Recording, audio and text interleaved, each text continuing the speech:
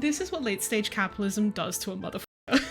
Wishing they were Daneslith. Can't a man be horny about a 900-foot long deceased snake in peace? No, no suck. Not on Twitch. I don't want to get suspended again. There you go, Dusk. Ow. Traveler! Jeez, you're like Space Out City over there. What's up with you today? Why does Paimon's voice sound so far away? You feeling okay? We've been traveling all over lately, so maybe you've come down with something. That's it. We're getting Baiju to check you over. Yeah. Wow! Baiju isn't in his shop. Oh, you're looking for Dr. Baiju. He's resting today, but he said to send any patients to the back room. But I don't want to. Ah, okay. Thanks. We'll head on through. Looks like we have a special guest. Traveler, Paimon, welcome. What can I do for you? It's the Traveler. She looks absolutely beat these days. She has these huge dark circles around her eyes, like she hasn't slept a wink. Damn, drag her. And she keeps spacing out. You have to call her name several times before she snaps out of it. What do you think it is? Is she sick? The new Paimon drifts slightly into like old Hollywood transatlantic. Which is very funny to me. Oh, is the traveler prone to sickness? I find this surprising. I guess I could be. Very peculiar. In all the time we've been acquainted, this is the first time you've come to me with a health complaint. Come, let me take a look at you.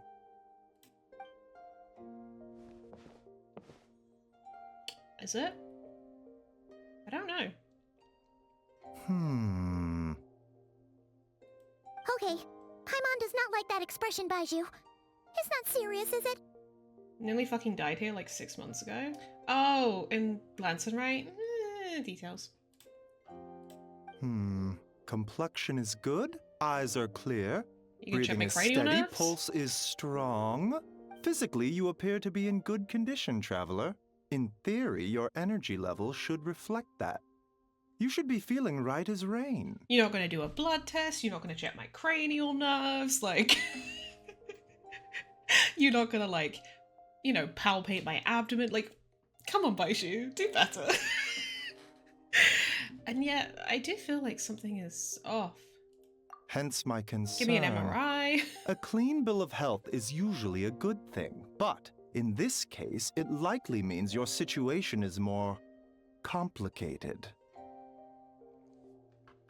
Physical illnesses come with detectable symptoms that can be used to diagnose, medicate, and cure the condition.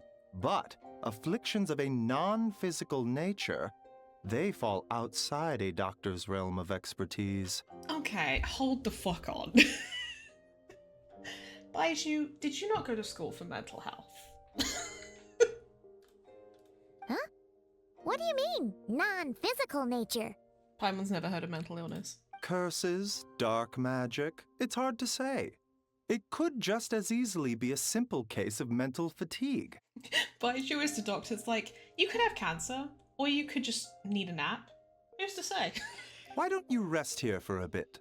Whatever it is we're dealing with, clues to your condition are sure to reveal themselves in time. Once we know the root cause, we can administer the right treatment.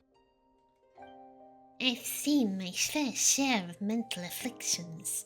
To start with, some calming incense, a good night's sleep, and a good meal will do you a world of good. In the meantime, Changsheng and I will review the relevant literature for afflictions that present with mental fatigue. Still, we're not experts on this kind of thing. I say we should strongly consider calling in a specialist as soon as possible.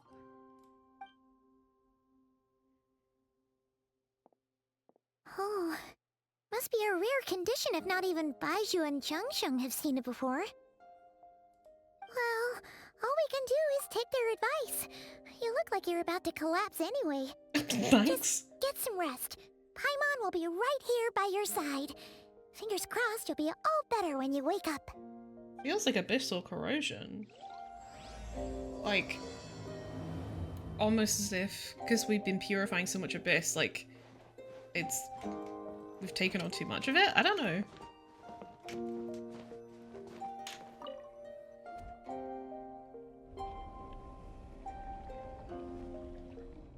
Where am I? Ooh. There's a thick fog covering my field of vision. Is this where you fight the guy inside the whale? This feels more real than a dream, but too chilling to be real life.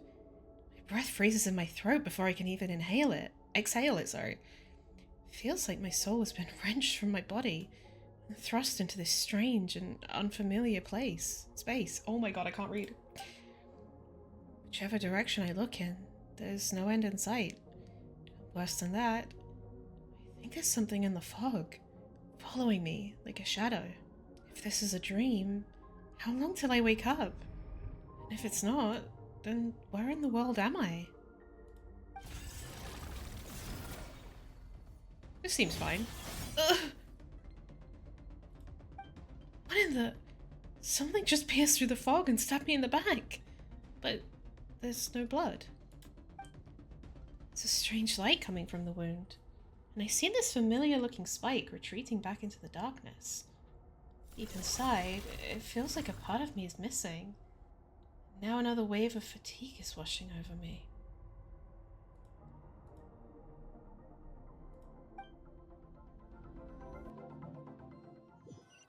Interesting music just played there. Traveler! Traveler! Rise and shine! Time to wake up!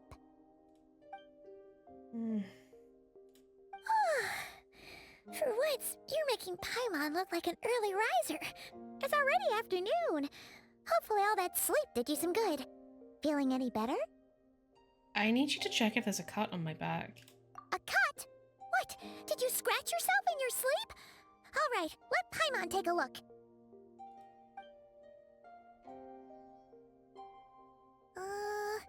Nope, nothing there.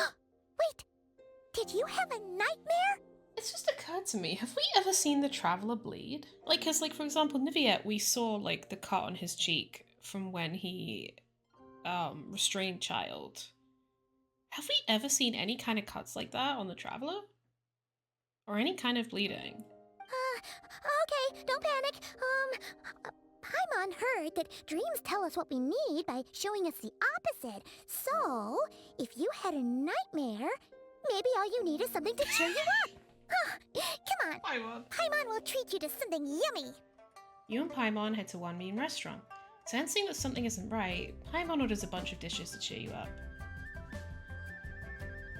What? So, in this dream, you were trapped in a weird place with thick fog everywhere, and then a spike came out of nowhere and stabbed you in the back? Oh. Okay, well, that's a new one. Are you sure it was a dream? Because from the way you describe it, it sounds like you were really there. But then again, you woke up right where you went to bed. And you were definitely in a deep sleep this morning. Maybe it was just a very lifelike dream. Then, it's decided. Paimon will stay up and watch over you tonight. If anyone tries to mess with you, Paimon will beat him up. Or, wake you up first and then we can beat him up together. Paimon's smile has a way of putting me at ease. Aww. But what I saw is still bothering me. That dream was so chilling, and it almost feels like there's something watching me from some corner of the world, even now. Something stabbed me in my dream, but when I woke up, there was no wound. Still, if I focus on that area, I feel a vague aching. Almost as if, deep underneath the flesh, something is... Something is missing? Huh? Did you just say something?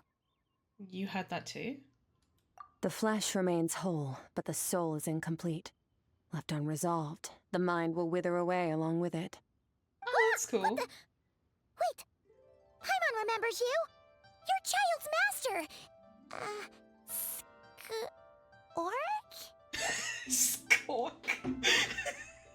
That's her name now. We basically have what Auroron has, so we need treatment similar to him. Skirk. Right! What are you doing here? The last time we saw you was at the Primordial Sea in Fontaine, right? But then we left and never learned where you went after that. Child's been looking everywhere for you, by the way. What brings you to Wanmean Restaurant of all places? You came here looking for us? And were you the one behind that hocus pocus just now? Sounds like she's Tell whispering me. almost. What is it that you saw?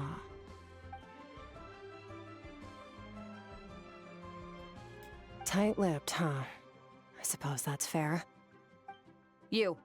I'll take a glass of wine. You. Hmm? Oh, of course. Coming right up. We make this one in-house. It's not too strong. Enjoy. Chef Mao, I'll take a grilled tigerfish over here. Coming right up. Ah, if I knew we'd be this busy, I wouldn't have approved Shenhe's vacation. Damn.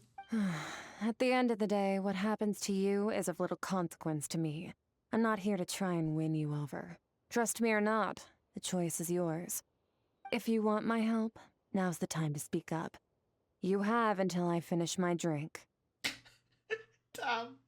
Why are you here? I was investigating an abyssal disturbance in the area and happened to notice you. Part of your soul is damaged, and the wound bears traces of abyssal corrosion. Need I say more?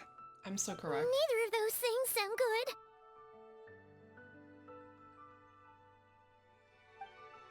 Skirk seems to know something. Given what I've seen of her strength, I bet she can tell what happened to me. I don't know what her goal is, but in this moment, at least, I don't think she has bad intentions. Well, should we trust her? What do you think, Paimon? She mentioned an abyssal disturbance. Maybe that has something to do with what's going on with you. But we could always find a different expert on the abyss to help us out. Not on short notice. Yeah, and that thing she said about your soul being damaged is scaring, Paimon. Definitely something we should fix sooner rather than later. Skirk's an interesting one, that's for sure. But from what Child's told us, she doesn't seem evil, at least. 1, 2, 7, 10. That'll do. 10 more. Well, have you made up your mind? Coins are massive. What I saw was a dark space shrouded in a dense fog that wouldn't disperse. You give Skirk a brief description of your dream. So that's all we know, Miss Skirk. Oh, ma'am, can you help us? Nah. So, you couldn't disperse the fog. I understand. Come find me in the Guili Plains when you're done here. Oh, and I left cash for the drink on the table. Settle the bill for me, will you? Oh, okay. Huh? She disappeared! Yeah. She doesn't really conform to the laws of that. You and Paimon quickly finish your meal and go to settle the bill. Wait, hold on. You overpaid. Here's your change. Oh, no, this includes the drink, so it should be the right amount. I didn't think you two ordered a drink. We didn't. It was that lady who came and sat with us, remember? You brought it out to her yourself. You sure? I could have sworn there were only 2 of you at that table. Huh. What? What'd you put in their dish, Chef Mao? Some kind of hallucinogenic mushroom? You got them seeing things. Seeing things? Wait, so neither of you noticed her? Interesting. Young lady? About this tall? Wearing a purple dress? She ordered a glass of wine! Oh, now you mention it, that vaguely rings a bell. And it looks like I did open the wine jar, so it must have just slipped my mind. In any case, that settles your bill. Come again soon. Chef Mao, check please. Coming! Okay, what was going on there? It's like they didn't remember Skirk being there at all. I guess because she's not really fully part of this world. She's just like... Even Paimon was half convinced we hallucinated the whole thing. But that Mora she left for us It's like is she's definitely overlaying real. herself onto that. Oh, this whole situation is giving Paimon the creeps. But anyway, she told us to head to the Guili Plains, right? Let's not keep her waiting. Whoa, what are all these rift hounds doing here? Huh, looks like they're collecting something. Let's go check it out. Oh, hello. Rise with the sun! Final warning! Hands where I can see! Let's move! Controlled breathing. Oh, why am I on a box? Move! Although if she was scared, it's nice to see. Yeah! Heads up! So, this is what they were collecting. It looks kinda like... God remains? Yeah. What is going on here? From the moment they are born, all beings with great power have an impact on this world. Even if their body is sundered and their soul extinguished, their influence remains. Gods are the most common example of that. The remnants of gods who fell thousands of years ago remain buried deep within the earth, carrying within them a warped will and a dark curse. Together, these remnants form what you call god remains, and it appears that some of those sealed here were dug up and removed. There are traces left, but they're fading fast. So I wonder if this is like remnants of either Guizhong or remnants of the gods that she and Zhongli killed. What are you doing? Nothing! Just wanted to make sure you were, real? She's definitely not a ghost traveler. Paimon poked her, and she's solid. The other diners acted like you were never there. Your life hangs in the balance, and that's what you're fixated on? Yeah. Strange set of priorities. It was just a trick to avoid being perceived. If someone notices me, those memories are erased. Simple as that. Unlike you, I have no desire to establish a connection with the world. The weak and the lowly have no right to remember me. Damn. They're lucky they only have a few missing memories to show for it. Now, can we please get back on track? Okay. Where were we? Right. The god remains. So, basically, there's now less of them here than there used to be, right? Isn't that a good thing? In our experience, god remains are 100% bad news. A lot of terrible things have happened because of them. Maybe it's a good thing by human standards, but power doesn't come from nothing, and it doesn't just disappear for no reason. The remains aren't just gone. They were taken. Like part of my soul was taken? Very clever, traveler. You aren't the only one who had something taken from you. There are victims like you everywhere.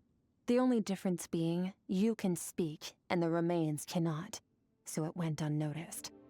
Something similar happened in Sumeru. Within the span of one night, countless consecrated beasts were slaughtered, and a large amount of the god remains buried in the desert went missing. Oh, that Of course, god remains are just one of the targets. The culprit is chipping away at sources of power all over this world, including the Stella Fortuna above. Oh. You mean... the stars? The constellations, the fate. 42 of them have died out in the past few months alone. In Conria, people believed that powerful individuals have corresponding Stella Fortuna. Even should that individual fall, their Stella Fortuna would not disappear, but gradually evolve into a new constellation. Yet now, stars are disappearing from the skies entirely, and it's not hard to deduce what's happening to the power they contain. Something has been leeching power from this world like a parasite steals nutrients from a host. And now, it's no longer satisfied with the remains of the dead. It wants you. This time, it only took a fragment of your soul. But next time, there's no telling how far it could go. But why me? Why do you think, Traveler? No one knows. All I know for certain is this. Getting back what you lost will not be easy. Considering how much power this entity has stolen, It must be a god-level being by now, at least. But that's not the real concern. Souls are fragile things, and yours could easily be crushed if you go up against it. So you're gonna help us, right? We're going to help each other. You are my ticket to uncovering this thing's true identity. Well, great! You seem super strong, and you know a lot about the Abyss, so Paimon will take it. Thank you. Don't get all mushy on me. All I'm doing is helping you get back to normal after a sudden crisis. And I should warn you, getting mixed up with me can have unforeseen consequences. We're on very different journeys. You don't want to be in my debt, trust me. You help me uncover the truth behind this entity, and I'll help you recover what you lost. This is a transaction, that's all. You would do well to remember that. Now, come along. Yeesh! You'd think she'd be a little friendlier since she's agreed to help us. But nope, she's just like when we met her in the primordial sea. So cold. Do you guys see what I mean about her having that old Hollywood transatlantic accent? You would Oh, wait, do... no, that... Yeesh! You'd think she'd be a little friendlier since she's agreed to help us. Like, that sounds like something straight out of like a Marilyn Monroe movie. Well, whatever. If that's how it's gonna be, then she doesn't deserve our friendship. What she does deserve is a super embarrassing nickname. Ah! Paimon's got it! Frosty the Lavender Melon! Serves that Ice Queen right! Frosty the Snowman. Anyway, the important thing is that we get that piece of your soul back. So, let's follow her and see what sort of plan she's got. Whoa. Whoa! This place is way bigger than Paimon expected. Where are we? In the Abyss? This is where I live.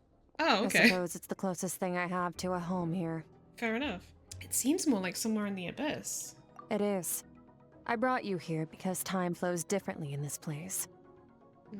I don't know how much Ajax has told you, but when he fell into this space, I mentored him for 3 months. In that time, only 3 days passed in the outside world. Ajax? Oh, right! That's Child's real name! Yeah, Paimon remembers him mentioning something like that. So, a month here is equivalent to 1 day in the outside world? That should mean we're safe from that power-hungry soul snatcher for now, right? Yes, well, I didn't bring you here just to show you around. In the outside world, the Traveler could be attacked at any moment. But coming here has bought us quite a bit of time. Now, we just need to figure out how to investigate that place you saw. The one full of fog. Both your description and the abyssal disturbance I felt point to that space having some connection to the Abyss.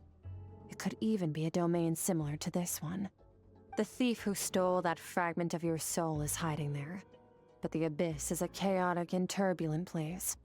If we want to pinpoint their location, we need to see what that space looks like without the fog. Abyssal power can grant a special form of sight. Have you ever wielded abyssal power before? Not that I'm aware of. Okay. Do you plan to learn? I'm kind of at odds with the Abyss. That tracks. All the information you have suggests the Abyss is something sinister, and that abyssal power is a wild and dangerous force that always spells disaster. And you're saying that's not true? Depends on your perspective. Floods and hurricanes take countless lives too. But if one day you gain the power to control them, what was once a calamity is now just another tool in your arsenal. Yeah, that makes Full sense. respect to your opinion, though. Just means we have to turn to the second best option. Yeah, that does track, actually. Like, thinking of the Abyss as, like, a natural phenomenon like weather. What's this? A little abyss crystal that contains my power. Wear it on your head, and we'll be able to perform dream mirroring when we fall asleep. Oh, lit. Dream mirroring? It means experiencing whatever the other person is dreaming. Everything they see, think, and feel. Interesting that's upside Since you down. haven't studied the because art of using to abyssal that, power and have upside no down. plans to jump in the deep end right now, I'll have to do the investigating for you. With dream mirroring, every time you slip into a deep sleep, I'll see with my own eyes whatever scene plays out in your mind. Then, I can guide you through the dream environment, and we'll take back what was stolen from you. Huh. You make it sound so simple. It's so funny because a student committed a typhoon-flavored terrorist attack, so true. So all I need to do is wait? Tough to say. This is an unprecedented situation for both of us. Even assuming we do manage to find where this entity is hiding, like I said, getting your soul fragment back won't be easy. To play it safe, I need to give you some special training first. Wait, you're gonna teach her some of your martial arts? Does that mean the next time we see Child, we have to treat him like our senior? Do as you want. For my part, I don't see you as my disciples. You're already a pretty good fighter. All I'm planning to do is build on your current skills and train you for the specific scenarios that I think we might face. But that's enough talk. If you're ready to do this, then come with me. Time might be more lenient here, but that's no excuse to waste it. Oh, she moves fast. Paimon can hardly keep up with her. So, special training, huh? Kind of a rare opportunity. With your skills, there's not a lot of people qualified to train you. Yeah? Last time something like this happened was probably anti-Raiden Shogun training, right? God, that was a long time ago. Feels like a lifetime ago. Skirk seems pretty strong too, though. Remember how she said that the all-devouring narwhal was just her master's pet? Maybe we really will learn something here. Whoa. You don't need I'll be nice this time. Thanks, Bestie.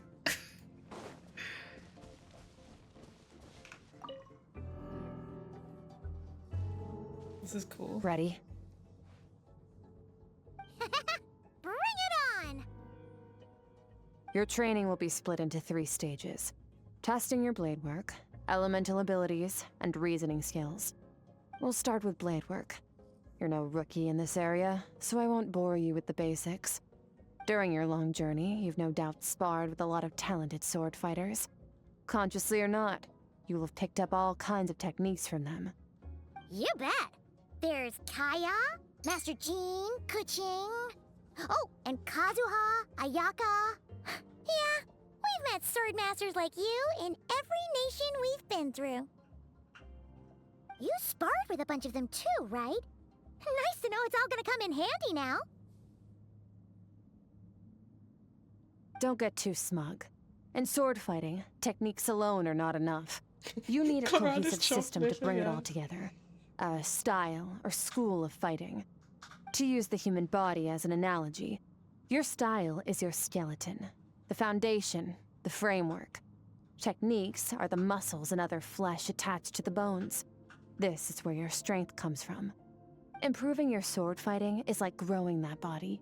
If your frame got bigger and taller, but you didn't add any muscle mass, you'd be weak and flimsy. Then again, if you packed on pounds of flesh without a big enough frame to support it, you'd end up bloated and unwieldy. That's a good way of putting it. Understood. You need to do some introspection. Take a good, hard look at your past experiences and figure out which parts of what you've learned are just techniques, and which parts can be used to form your own system of blade work. Only then will you get the full utility out of all your thoughts and observations along the way. Only then will every strike you deliver make perfect sense. Wait, is that it? Just think I about thought it. you were gonna teach her some cool new moves. Like when you went swoosh and opened a tunnel to another place. One day, you'll reach a new level of power where you realize that even that's as basic a trick as any other. But right now, our sword styles are so wildly different that teaching you mere techniques is pointless. There are no shortcuts in the pursuit of power.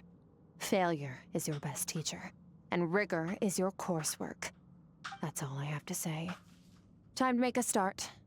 Train until you're satisfied with yourself. Now focus. All right. Destroy the crystal columns as swiftly as you can.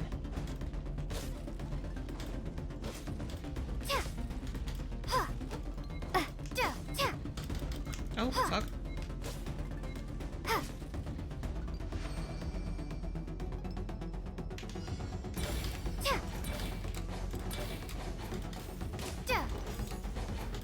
Oh, this is making Paimon's head spin. Hang in there, traveler! Oh my god, 900. Hello? At least we're not timed now.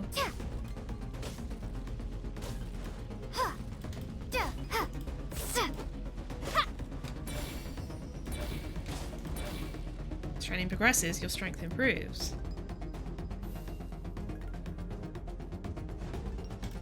I'm in the zone. Limitless power is surging through me. Charge attack AoE has been increased.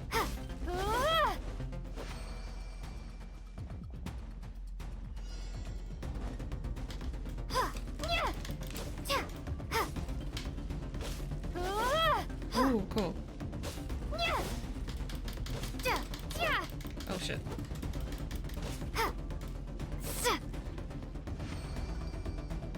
Stay calm. Use your head. You have to keep it together.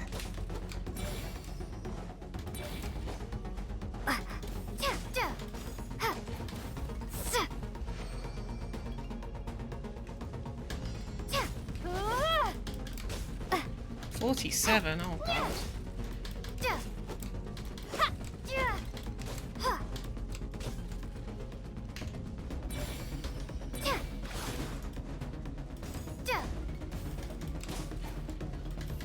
Why do I have no stamina?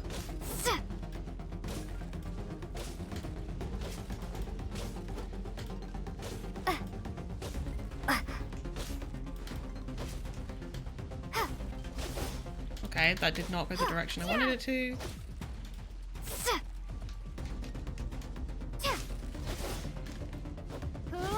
There we go. Cool. Interesting challenge. Amazing. This is transforming my whole view of sword work. I'm using the same techniques as ever, but now they're having different effects. It's as if I've unlocked a hidden door in my mind, and there's a wellspring of strength on the other side. In my mind's eye, I'm seeing images of the friends I've made into that. Theirs are the sword styles and techniques I have come to know. This moment will be frozen in time. Cut to the chase. Consider a moment of true mastery that you've witnessed in another person, and ask yourself, what lies beneath the surface? What's their guiding philosophy? What's their state of mind as they maneuver their weapon? Now take that and practice it right away with speed, skill, and strength, over and over, until your hand is one with your mind. This is the only path to true growth. Step on up. Dance with the waves. I see eternity go by in an instant, the autumns of many years from a single leaf. Thus I shall slice this maple in a flash, and ask a question of the ages. My sword style, my journey.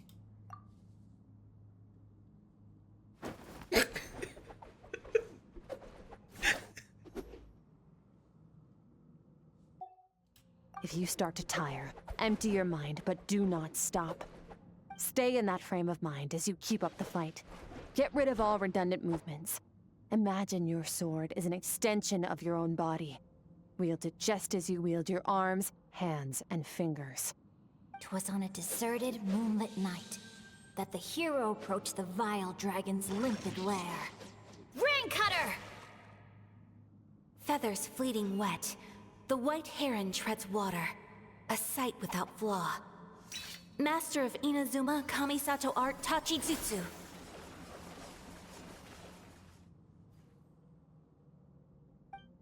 With each slash of my blade, I feel my strength increasing. I don't know if my weapon can contain all this power. I'm in the zone. Limitless power is surging through me. trying to think what these crystals remind me of. Hiya!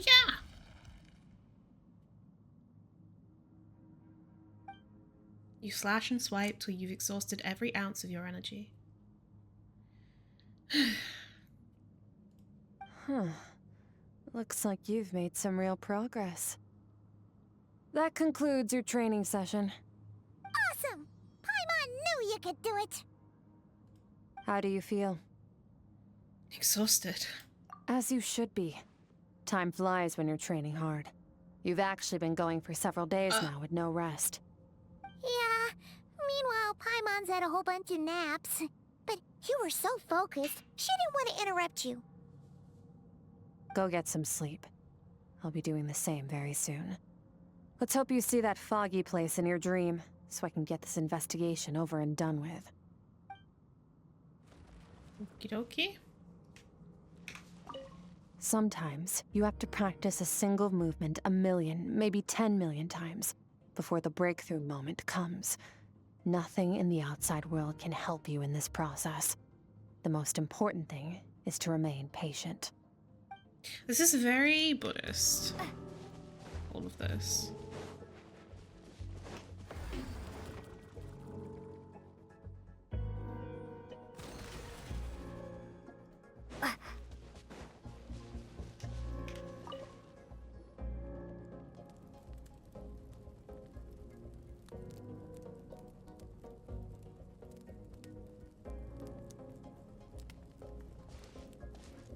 It's giving the Akasha.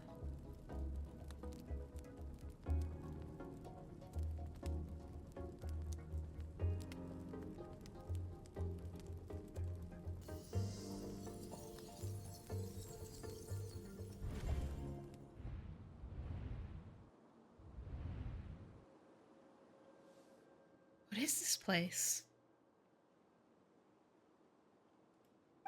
Have I been pulled back into that place again? But Skirk said the dream mirroring would kick in when I fall asleep. So why am I back here? Oh, on closer inspection, this isn't the same dream as last time. It's dark and gloomy, but there isn't that chilling fog that made my hair stand on end. Hold on, if dream mirroring is a two-way process, maybe I'm seeing inside her mind while she's exploring mine? If this is her inner world, it's pretty bleak. I can occasionally make out the sound of a flowing stream, but other than that, it's so empty.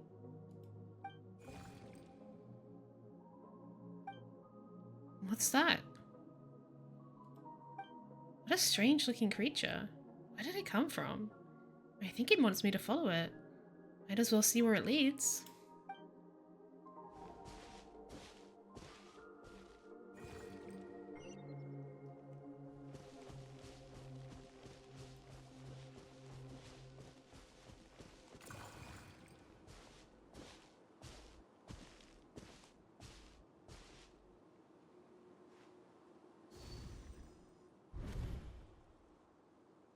Skirk, why are you skipping classes again? We've talked about this. 'Cause he's a crabby old man, and he's a boring old man. I don't like going to his classes. I love this. This is really cute. Excuse me. You shouldn't talk about your teacher like that. It's very disrespectful. All right, let's not get into a big fight about this. Skirk's learned what she needs. There's no point forcing her to sit through more classes if she doesn't want to be there. But I'd still love to hear about what you got up to yesterday. Why don't you tell your dad all about it? I went diving, and I saw this huge fish. I never knew they could get that big. It looked kind of dumb, though, with that stupid big fat head. I tried to shake its fin, but it just spat water at me. Tom. Oh, and today, I'm gonna go to that prairie up north. There's supposed to be this giant bird there that can spit fire. I bet if I climbed on its back, it could fly me all the way to the stars. Then I suppose your old dad should get one as a pet too. Otherwise, how are you gonna hear me call you for dinner up there in the stars? When it's time to eat, I'll come back on my own, Zilly. Anyway, gotta go. Bye, Mom. Bye, Dad. Wait! Put on a coat at least. You'll catch a cold. I'm talking to you, young lady. You spoil that child, you know. Ever since that merchant ship arrived, she practically lives outside. Always going on about exploring the beyond one day, whatever that means. Ah, let the kid do what makes her happy. Besides, we both know you're all bark and no bite. Come on, our little adventurer's gonna be hungry when she gets back. Let's get started on dinner.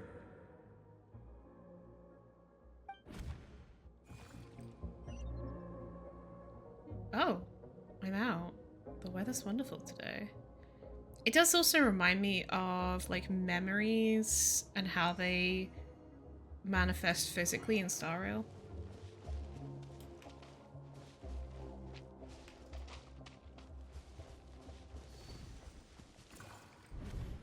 The stars shimmer high above. But what lies beyond the stars? Mountains as far as the eye can see? An endless snowy plain? Or maybe buildings taller than the sky, like the people from the merchant ship said? I can't be the only one asking these questions. The universe is fascinating. If only I could meet some other people like me. We could set sail together and explore every corner of the world. I'm sick of being a kid. There's so many amazing things out there, and I'm ready to see them all. But for now, I'm starving. Better get back.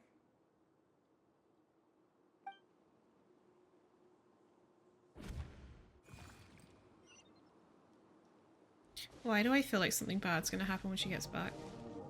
Huh? What's over there?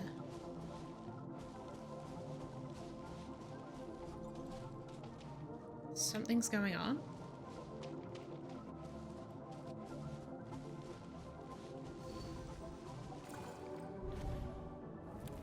Don't let a single one of them get away! No, please, spare the children! Stay back! They're coming! Run! Help! Oh, shit. Eliminate the threat. Take them down. Don't be scared. Ah! This way! We'll never make it! Fire. There's fire everywhere. What happened? I told you we shouldn't have trusted these outsiders! Oh, the merchant ship.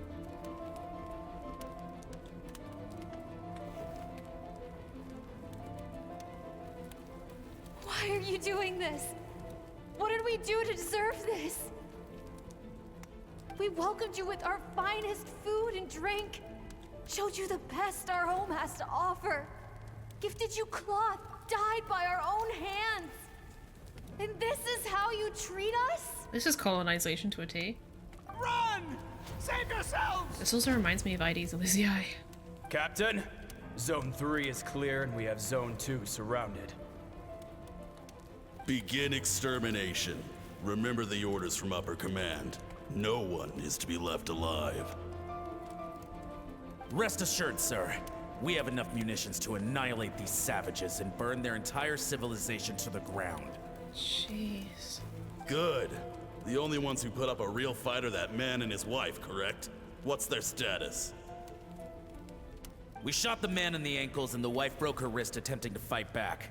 They won't be doing much more fighting. They're holed up in their home for now, but they won't last long. To prevent them from making some kind of last stand, we're planning to clear out the other zones first so we can send a bigger squadron to surround them. Well, well. Turns out some of these beasts do know how to use their claws. Now the threat these savages pose will be undeniable. You attacked them! Let them cling to what's left of their lives for a little longer. Once the other zones are cleared, I'll cut off their heads myself.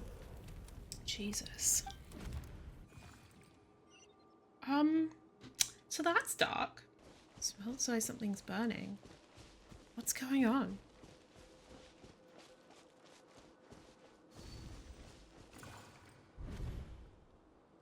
Dad? Mom?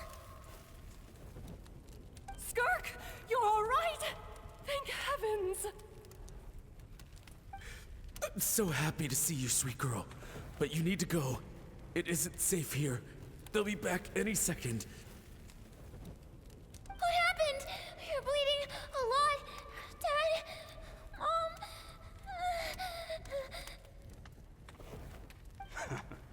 This is the place. Alert all units. Prepare to surround. Run, Skirk! Run as far away as you can! Don't trust anyone!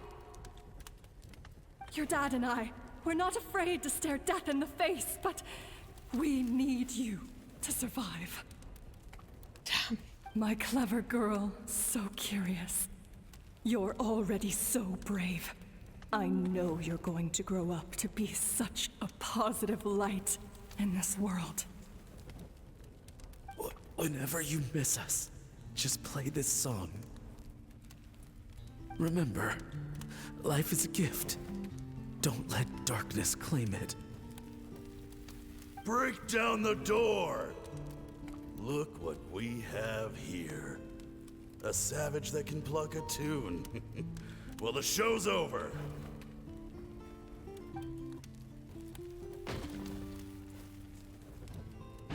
You! Stop singing! Shut it!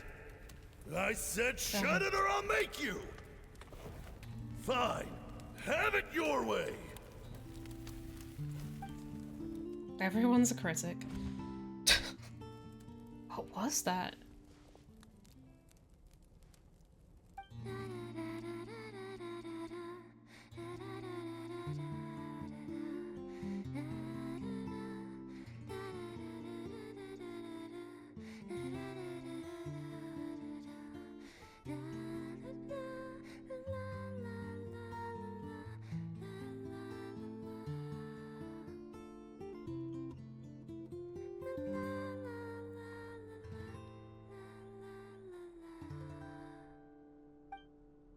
Oh, you're awake.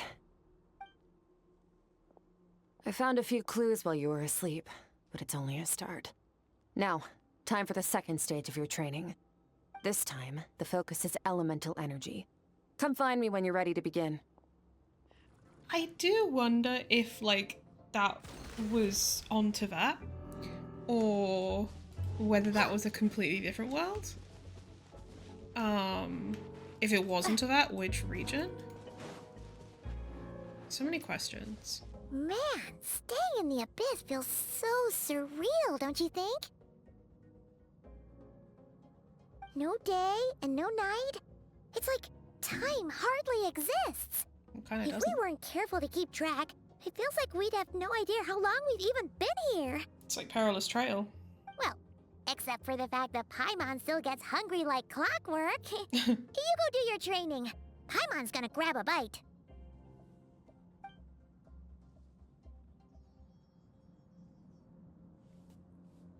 I'm ready to start. The way I see it, the pursuit of power is divided into 3 stages. The first is mastering the use of standard weapons. Next is learning how to harness natural energy. And after that, you're free to challenge even higher dimensions. The natural energy of Teyvat is, of course, elemental energy. But that's not my area of expertise. I draw from a different source of power. A different source of power? Abyssal power, yes. Also known as the power of the Void Realm. My master, Sertologi, is a true expert in that area. After all, he was one of the group of 5 that infamously stole the all-encompassing power of the Abyss, an act for which the people of Conria gave them the epithet, the 5 Sinners. The elemental energy of Teyvat, on the other hand, is derived from the power of the Light Realm. These 2 forms of energy exist in direct opposition to each other. Suffice to say, there's not much I can teach you this time. But there's something familiar about the power you use. A keen observation, traveler. Call it respecting local norms. The Abyss stands in direct conflict with the will of this world. So, to make my life easier, I disguise my power to make it appear cryo-like in nature. It's a technique I learned from some Conrian ruins, known as the 7 Shifting Serpent. If you ever change your mind about delving into abyssal power, I can teach it to you. I have the ability to purify abyssal power. So I've heard. You seem to have a knack for removing abyssal power. But is purification really what's going on there? Like I said, power does not simply disappear. What are you trying to say? You're taking the abyss into... Just thinking out loud. Let's focus on your elemental training. That's what's gonna help us if the situation gets tricky. True growth comes from adversity, but only if you make the choice to pick yourself up again every time you fall. So, it's time to push yourself to the limit, and then keep pushing. This is the only way to advance at pace. Use the power of Animo to clear the field as fast as you can. Oh.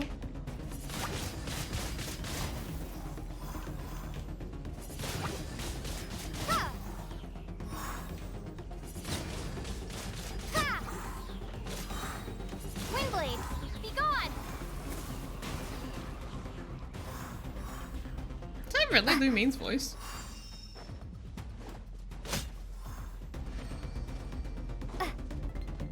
Observe your surroundings. Look for things you can use to tilt the scales of success in your favor.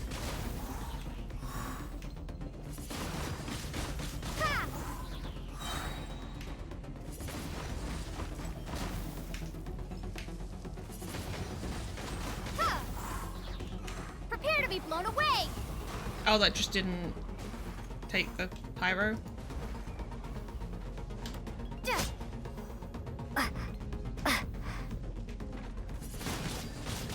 Windblade!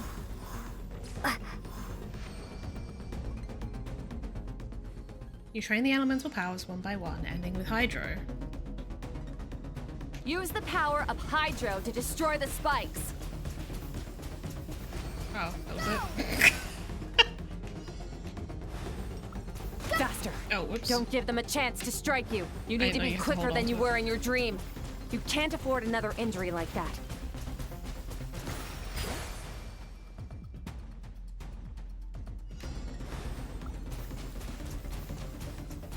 I bet this is hell on... Oh, fuck. Go! Ah! This is probably hell on controller and mobile. Water jet! Ah!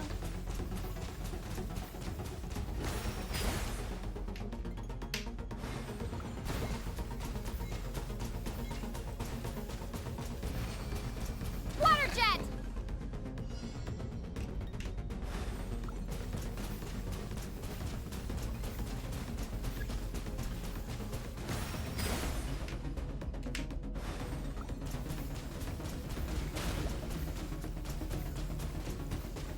Go!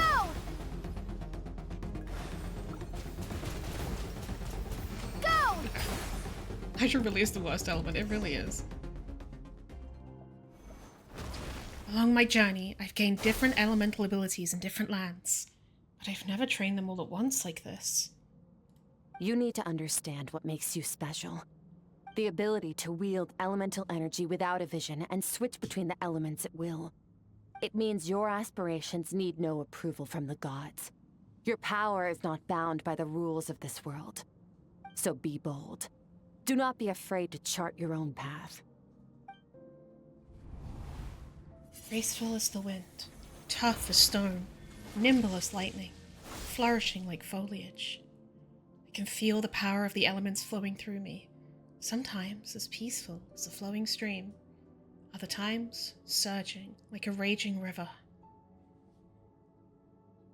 If I close my eyes, I can almost hear their voices. It's not like some wild beast battling me for dominion. It's more like saying hello to an old friend.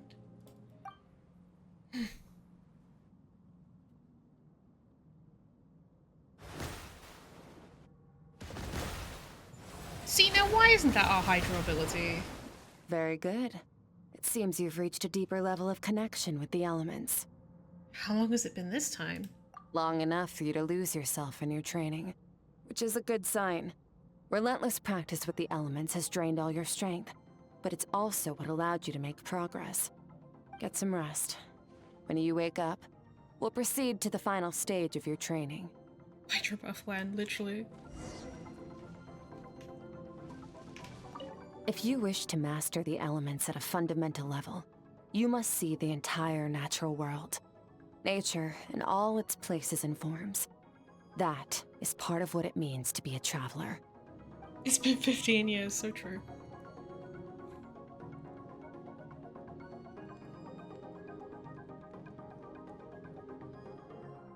This place again. Did you bring me here? It's like nodded. This thing is cute. No response. The strange creature just floated away. What is that thing? What is it doing in Skirk's inner world? And where is it taking me this time? I guess being a hater of the Traveler has had so many dumb moments recently. Yeah, they have. Maybe they're just so corrupted. What is the secret to power? Longing. Hatred. Self-preservation. No. It is fear. The fear of losing those you love. The fear of watching your home burn. Fear of loneliness.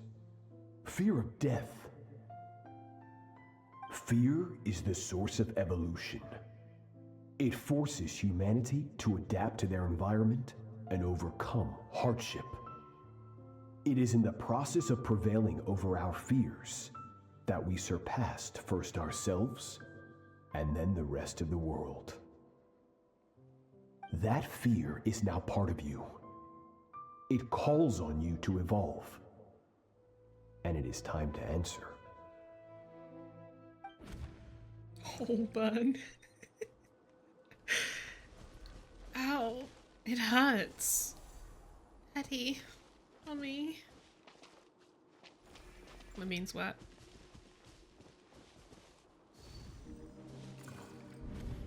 Any minute spent missing home is a minute wasted. Practice your sword work instead. Do not make me tell you twice. But, Master, I can barely lift the sword anymore. If I keep going, I feel like my wrist is going to break. So it has not broken yet. Then pick up your sword and keep practicing until it breaks. I want to hear the cracking and splintering of bone. After all, bones can always be reset. Damn.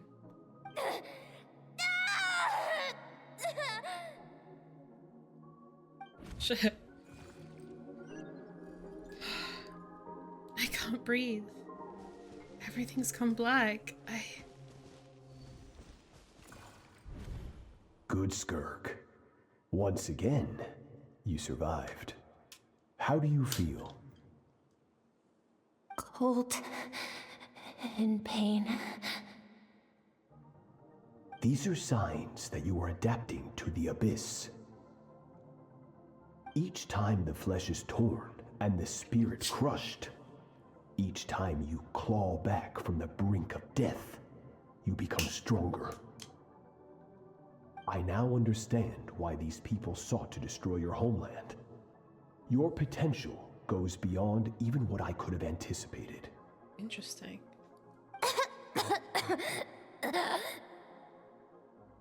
But you still have much to learn in your pursuit of strength. Your mind is rife with distractions. From now on, I shall show no mercy in your training. Already? You must learn to shut out all the pointless emotion, crush the self that makes you weak, and become master over your physical form. Get up, Skirk. Wipe the blood off your face. Cut away the rotten parts of your flesh. And mend what is broken. Then take up your sword.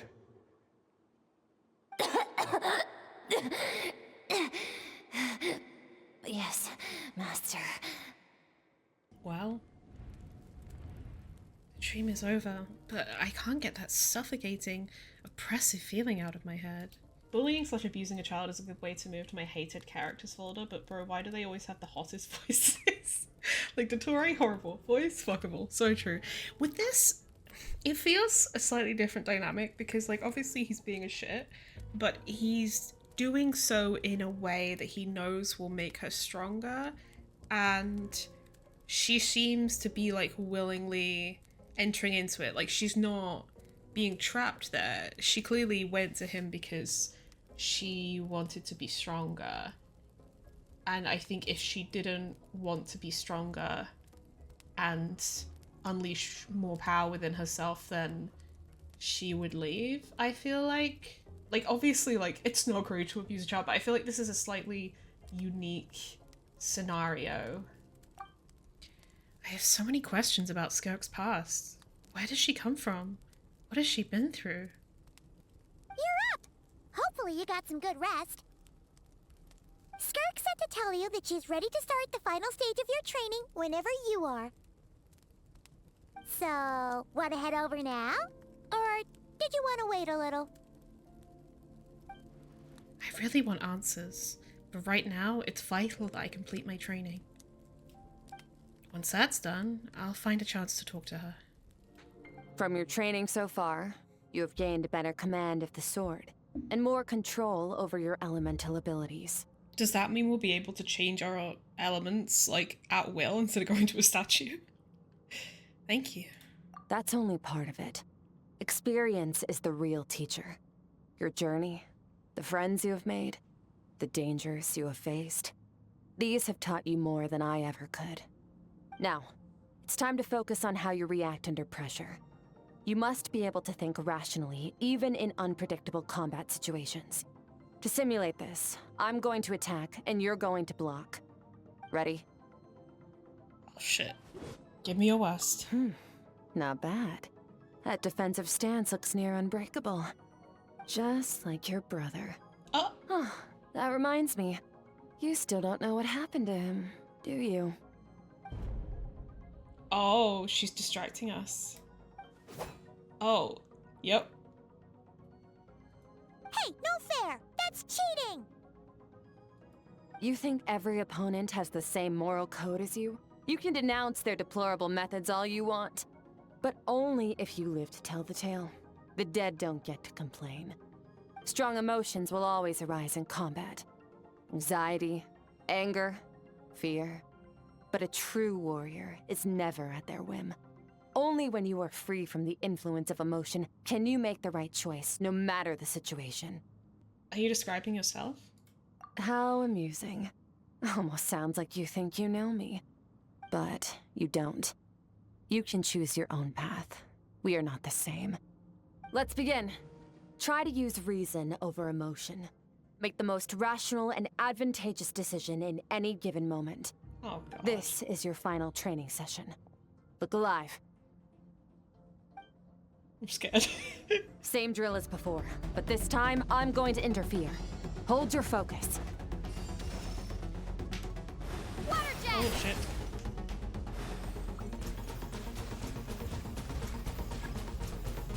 Hello? What? What?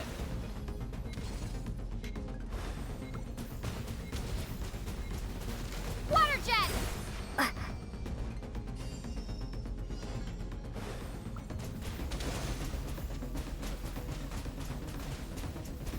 I missed Pyro.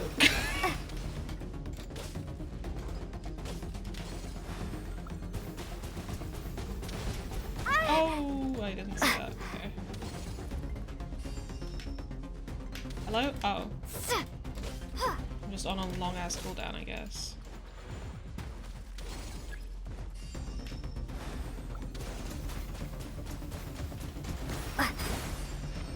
Okay.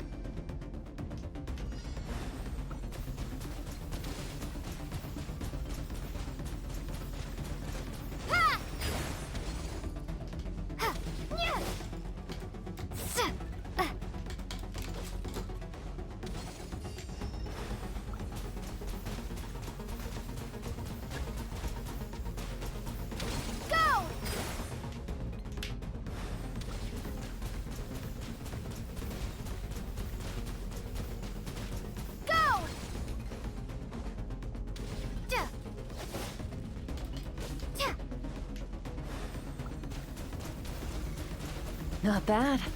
Better than I expected. It's not easy to control my emotions. Battle is overwhelming.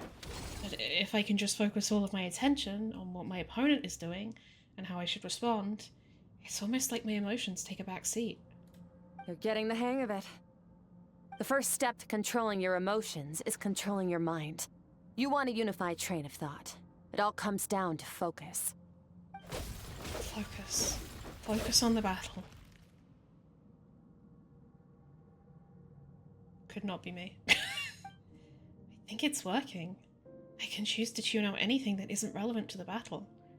But I think I'm still pretty far from having full control over my emotions.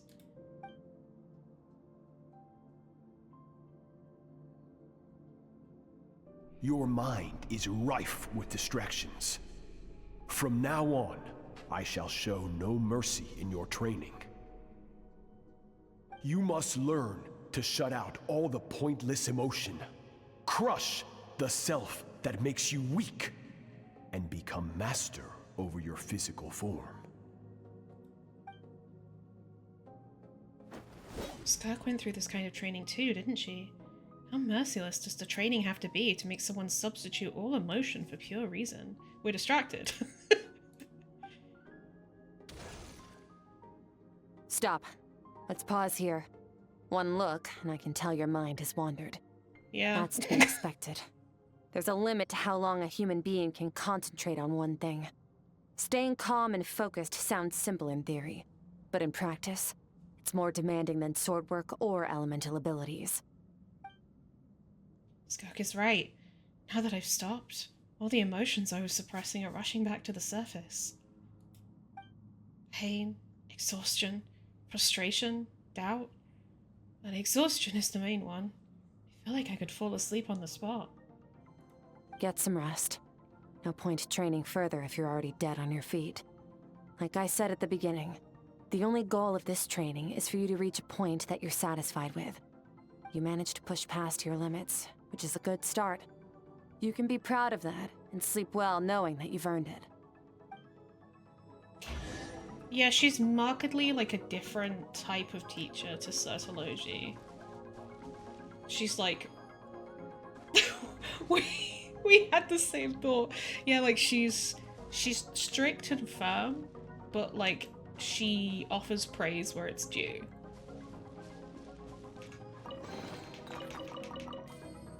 Hydro sigils.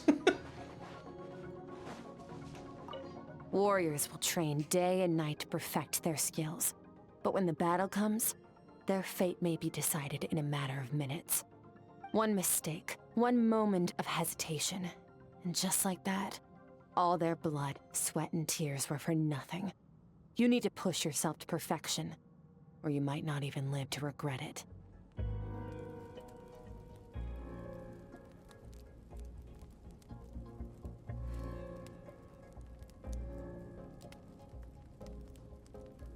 Skulking it.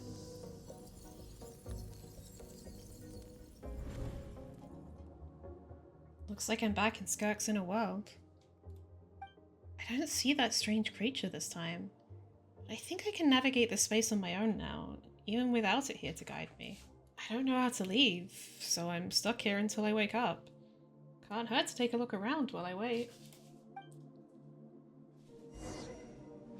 It's so giving IDs Elysiae. Like, I truly cannot overstate how much this is IDs Elysiae.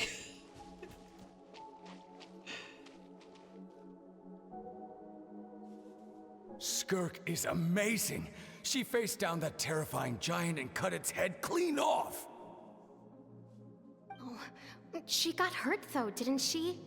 I heard it was pretty bad. Yeah, well, that's a given.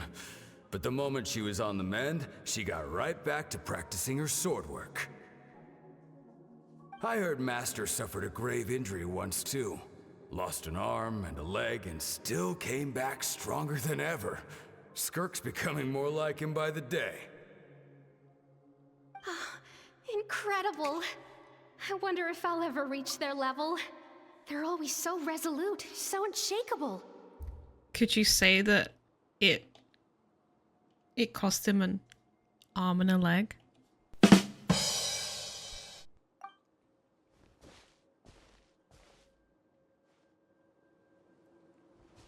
Oh.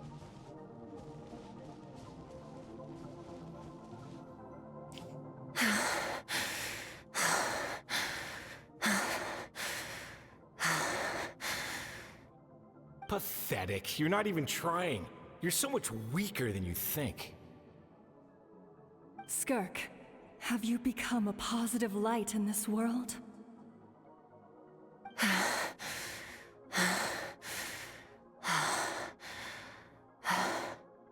Do you even remember how many of us perished in that fire?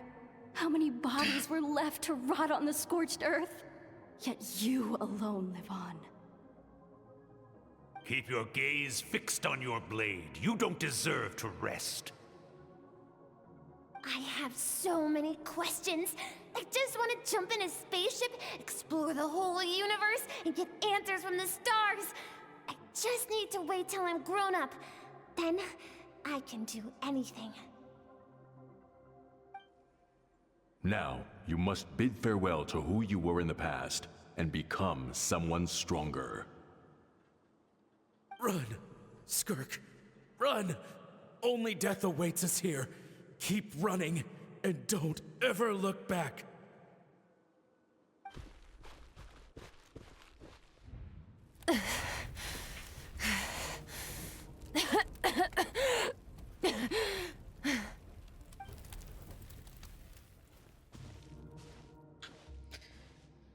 Damn.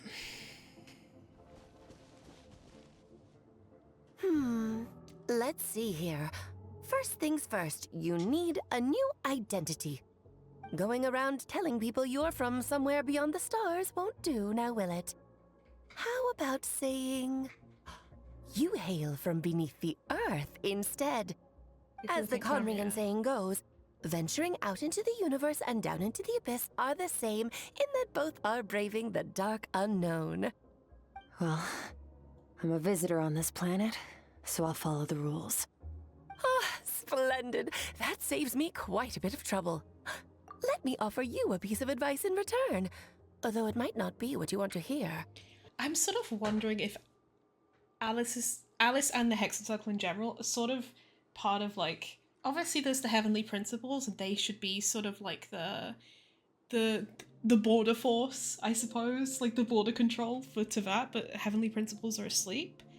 And I wonder if the Hexen Circle and Alice specifically, like, are kind of acting as like a sort of not quite regulatory body, but like, does that make sense? Like they're sort of serving that function because they're higher entities than like the gods and stuff into that.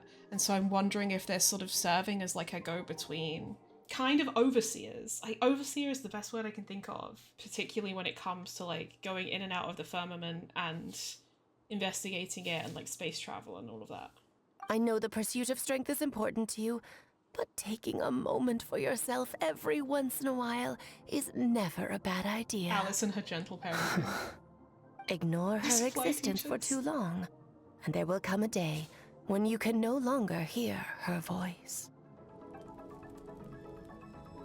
I guess the her might be like the human part of Skirk. The dream is over. You can hear the crackling of a fire in the distance. There's a fragrant aroma in the air. Grilled meat. You're awake! You must be starving, right? Ta-da! A barbecue feast just for you! Yeah, I'm starving. Of course you are! That's why Skirk and Paimon got this all ready for you. Dig in, before it gets cold. So you're best friends now? Ah, well, if you're around someone long enough, it's bound to happen. Plus, Skirk can cook. So, Paimon decided she can forgive the whole Ice Queen thing. Paimon's not one to hold a grudge. Here's still an got idea. Fenty tone deaf Let's save bard. the chit-chat until after the meal. You all dig in and make quick work of the food. Ugh, so full. Okay, it's Paimon's turn to sleep now. Wake her up when it's time to go.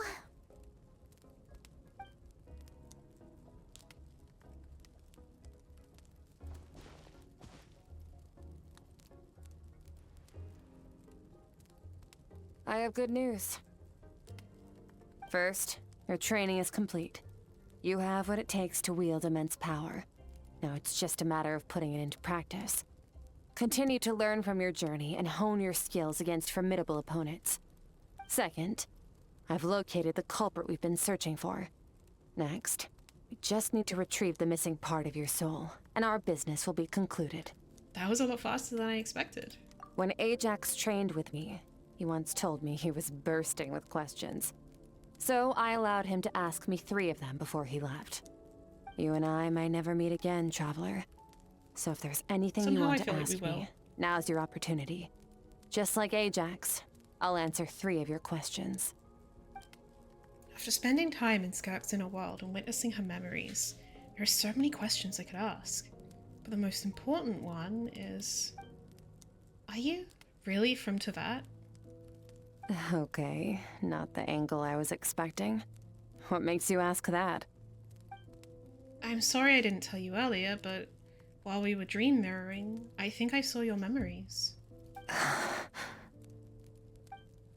This is the first time I've seen Skirk break her composure.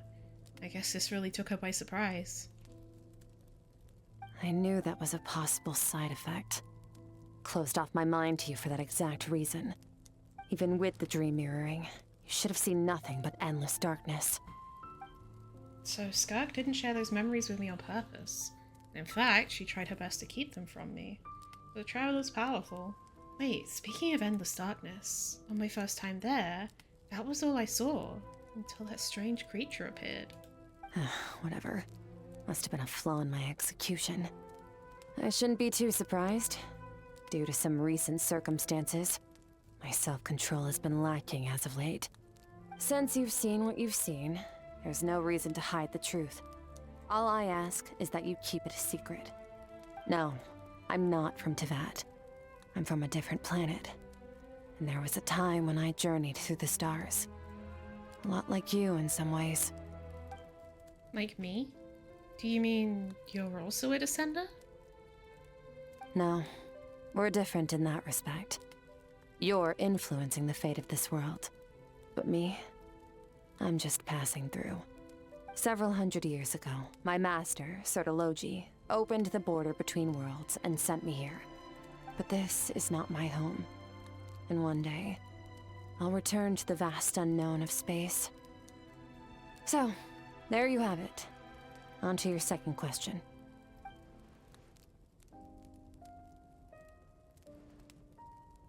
What is your goal in coming here? To become stronger. For certain reasons, I need to bridge the power gap between me and my master as quickly as possible. But first, I need to understand the source of his strength. Needs to bridge the power gap. I wonder if she plans to oppose him and defeat him. As quickly as possible is interesting though. Like, maybe he's planning something and she intends to stop him? To do that, I need to follow in his footsteps. Walk the path he once walked. And somewhere along the way, I'll find out how to defeat him. That is my sole focus and purpose. Okay. You have one question remaining. Skirk's goal is to defeat the Foul? I can hear how serious this is for her. I wonder what those certain reasons could be. But given how quickly she blazed through that answer, I doubt she wants to talk about it. I have one question left. What should I ask? You make it sound so easy. Ever since the incident I experienced there, I've never stopped searching for Master Skirk and that unknown abyss. But it's been years now, and I've still found nothing. Oh, maybe I should take this opportunity to get Child some answers. Oh, fuck Child, bro. Well, your last question? You know Child is looking for you, right? Are you going to let him see you? Ajax. His situation is different than yours.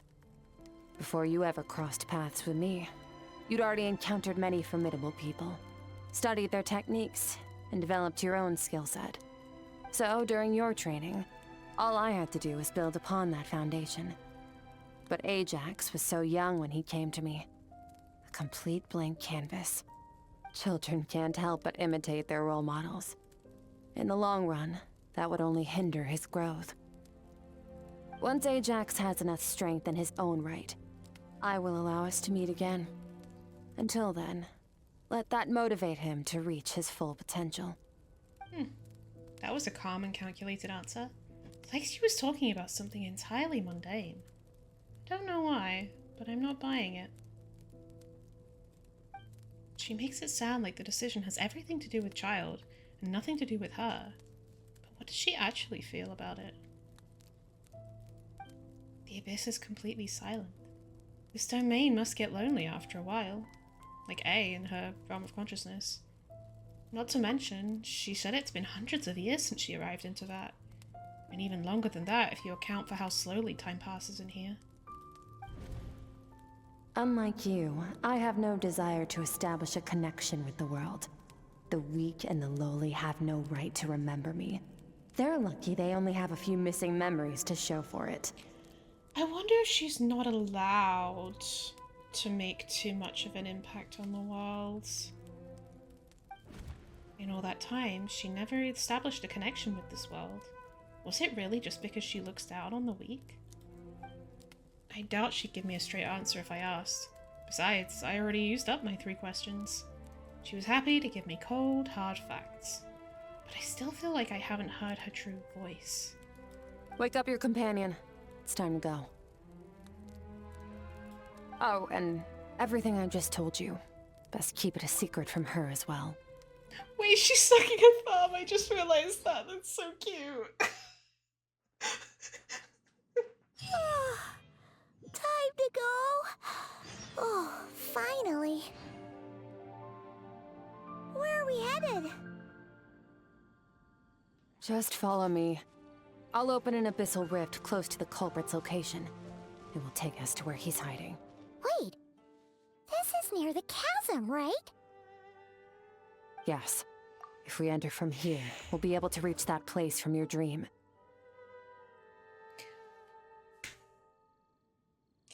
Stares at the chasm. Wait, this is near the chasm, right? No. What was the giveaway fight with a huge fucking chasm? You have some experience with abyssal domains by now, but still, this is someone else's territory. Best to proceed with caution. Don't worry. Paimon's an expert at hiding behind other people for safety. Oh, but, that means you need to stay safe, traveler. Let's teach this thief a lesson. All right. Remember your training. Time to put it to use. Oh? Why are we Hydro? I mean, I guess we're Hydro because she's Cryo and...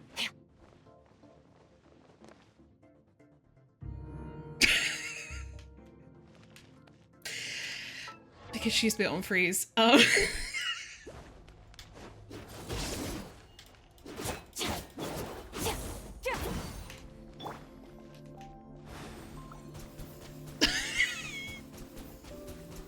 In comparison, it looks so dumb, bro.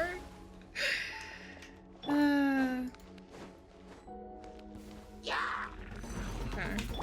Wipe out!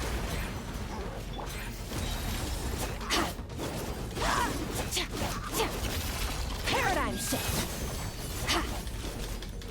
Wait, why is she doing physical damage? Am I... Oh, I guess I don't know how to use that. Oh wait, there we go. She has to create like void rifts or something.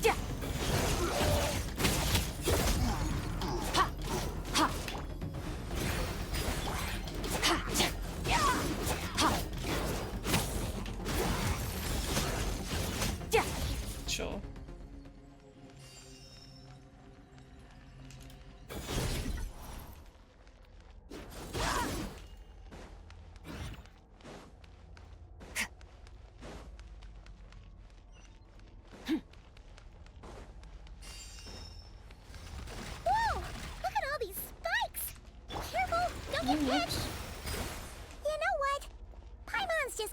hope behind you. Come on, you got this. Oh. Yep. Okay.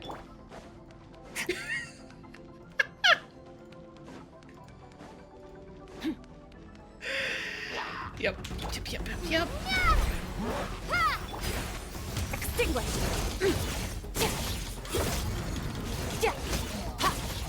Hey, what are you two doing here?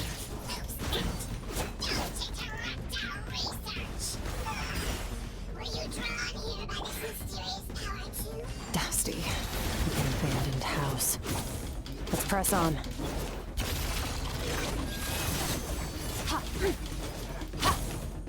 Annihilate. Nice. Yeah, I have no idea how to use skirk. Ooh, wait, she does this.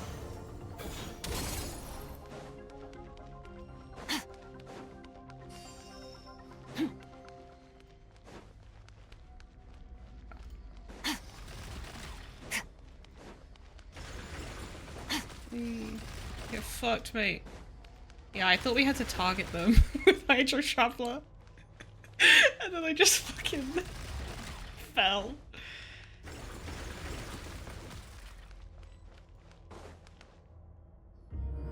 Oh, looks like this is a dead end. Did we make it to his hiding place? Ugh, this fog is making it impossible to see anything. It's not that foggy. This should be the place where you were attacked, Traveler. Ah, okay. The missing part of your soul should be nearby. Can you sense where it is? I close my eyes and focus on the light that came from my wound back then. Yes, I can sense something, and it is nearby, but I can't tell the exact location. I know it's nearby. Our opponent must have covered his tracks I just feel just like in she's case. in the other outfit. Otherwise, you should have sensed it much more strongly. Hold on, look! The spikes are back! Stay calm. Let's hold back a little. Give our enemy some wiggle room so we can see what we're dealing with. If you're too reckless, we might be playing right into his hands. Makes sense. Our enemy took part of your soul for a reason. It's likely he integrated it into his attack somehow. If we're smart about this, we can track it down.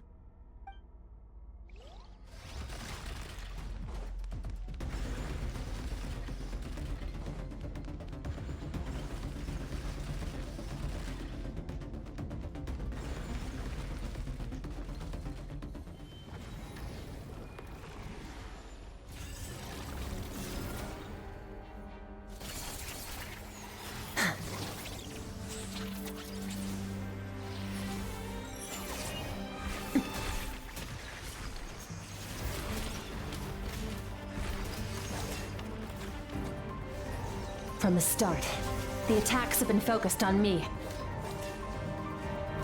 Trying to break through my defenses? I see. Is it I've had a suspicion that it might have been Sertology this whole time.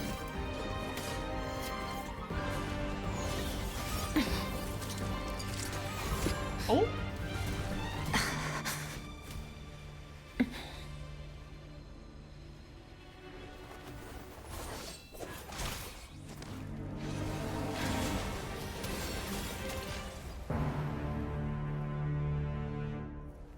You're right, that thing was...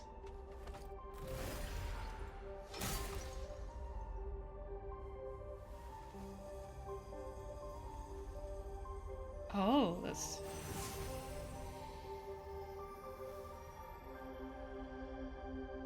There. I got it back.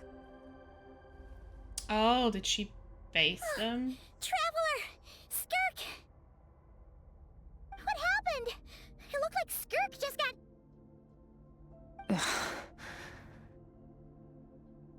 In the Guili Plains, you asked me why this enemy chose you as his target. I'm wondering whether... I might be jumping the gun a bit, but I'm wondering whether Skirk ended up basically trading the Traveler's soul for a part of her own. Or whether she just baited them in order to get the soul back. Now, the answer is clear. It's not just the fact that your strength is impressive. It's also because of your ability to, as you put it, purify abyssal power. Whatever that actually means. The fact is, that ability allowed him to do something that should have been completely impossible. Namely, break through my defenses and steal my power. He was after you from the very beginning? No. He couldn't have known I'd come to his domain. He only stole your soul fragment because he knew the value of its power. I doubt he expected it to come in handy so soon. Call it fate, if you want. I believe that's the term they use in this world for arbitrary coincidences like this. In any case, it works to our advantage. Once I realized what he was using that power for, it gave me the chance to get back what you lost. But you... I'll cope. Well, done gorging? Good. Time to answer some questions. How did you get the power of the all-devouring narwhal? The all-devouring narwhal? Oh, of course! Paimon knew that spike thing looked familiar. It looks just like that narwhal's horn!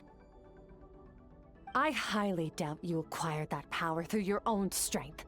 Tell me I'm wrong. You're desperate enough to scour the land for god remains and whatever vestiges of power you can find. That alone proves you wouldn't be able to defeat a creature like that. Which leaves one possibility. You know my master, the Foul, Sertologi. The Foul? Who dares call him Foul? Sertologi.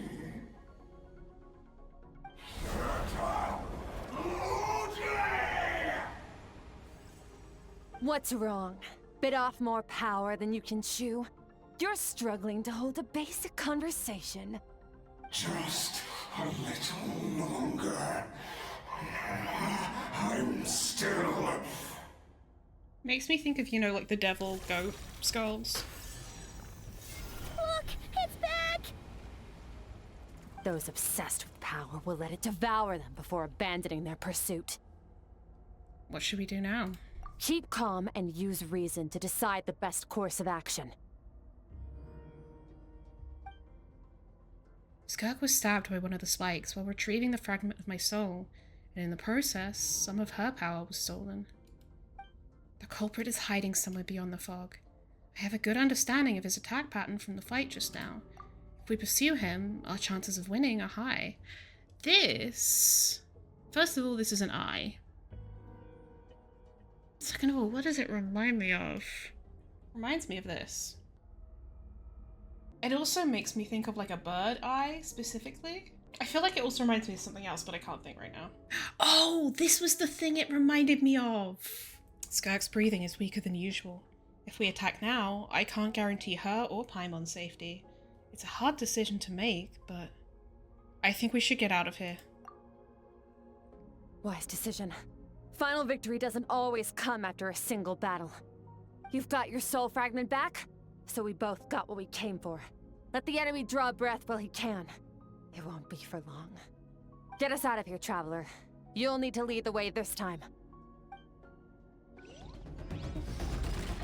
Oh, alright. Skirk, is your shoulder gonna be okay? Oh shit. The wound is minor. It'll heal in no time. You should focus on getting out of here alive instead.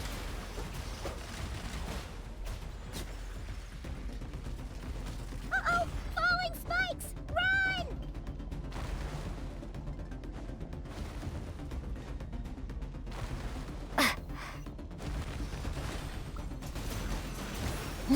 Never mind. That's not gonna fucking work, is it?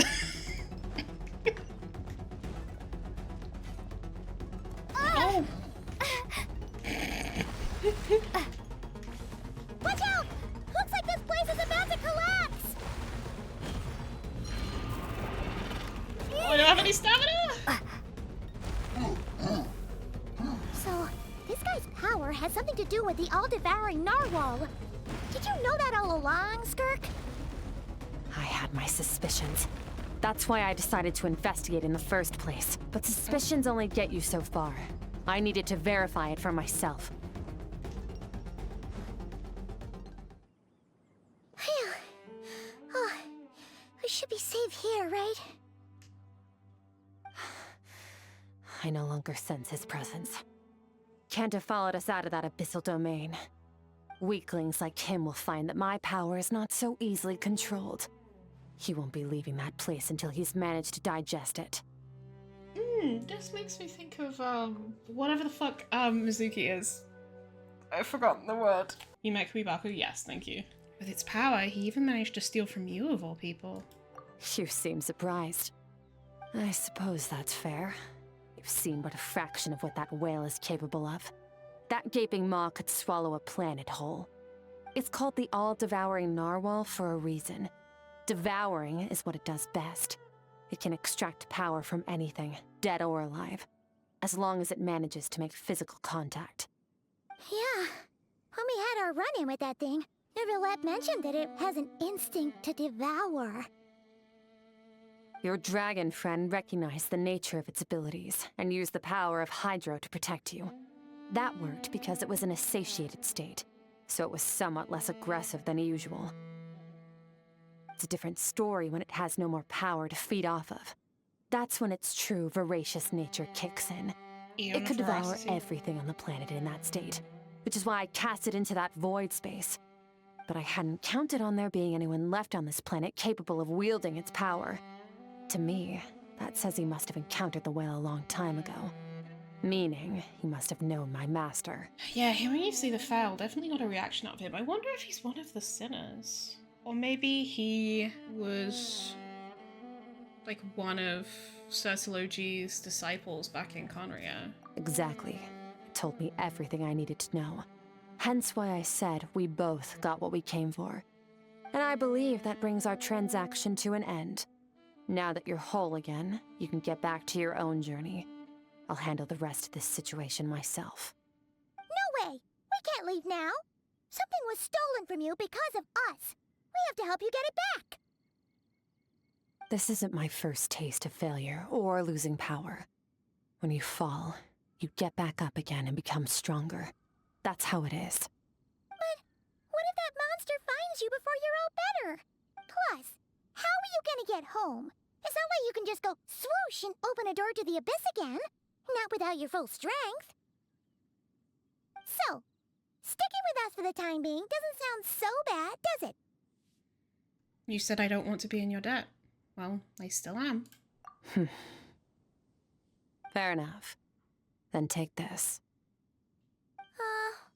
What is it? A bag of Mora. Nothing in this world is free. I know that much. I'll leave the planning to you. Hurry up and decide where to go. We shouldn't linger. We should take Skirk somewhere she can rest. But where? Paimon gets the feeling Skirk wouldn't like being around a lot of people. Oh wait! Baiju said we could rest in the back room of the pharmacy, didn't he? Let's head there! He'll know something about Master. I'm sure of it. Next time, I need to be ready. How's the shoulder? Fine. It was just a scratch. It'll take time to recover my strength, of course. But adapting to situations like this is nothing new for me. Your outfit looks different. Oh, this? It's a star crystal suit. Abyssal energy is scarce in Tevat. Wearing this helps me access it more freely. It stores concentrated abyssal energy that I can draw from on the go. When the energy runs out, it reverts back to its original form. Let's go. Found somewhere to rest. Well, lead the way then. This bag from Skirk has a ton of Mora in it. Does she have a job or something? Wait, no. After what we saw at Wami's restaurant, that seems impossible. Can you imagine? It would go something like... I'll be collecting my paycheck now, boss. Oh, sure thing. Wait, who are you? Have we met? Can't hold a job if you make everyone forget about you. So, what did you do to get all this Mora? Claimed some buried treasure, took care of a few monsters that were causing trouble. Nothing untoward. It's safe to use. You heard all that? Of course you fucking did, Paimon. A sonorous voice like yours is hard to miss. I wouldn't be surprised if the sound of it traveled to the nearest mountaintop. Did you by chance happen to hear Paimon's little, joke earlier? You mean when you called me Frosty the Lavender Melon? Paimon's whispering needs some work. No, sorry. Paimon totally misspoke just now. She didn't say that at all. It was, a Paimon lookalike. Yeah, she's a piece of work, that one. Always impersonating Paimon and giving people weird nicknames. Okay, fine. The truth is, Paimon didn't like you all that much at the start. But things are different now. You helped the Traveler in a big way, so... What do you say? Friends? Ugh. I noticed there was only one bed. Go ahead and get some rest. Wait, what about you? I don't get tired, and I don't need rest. I'm going to practice my sword work. That should help me regain some strength. But your shoulder... Hey, don't just leave! Ah, whatever. Let her tire herself out. She'll come back eventually. Oh. Let's get some sleep, Traveler. That comfy bed is calling, Paimon.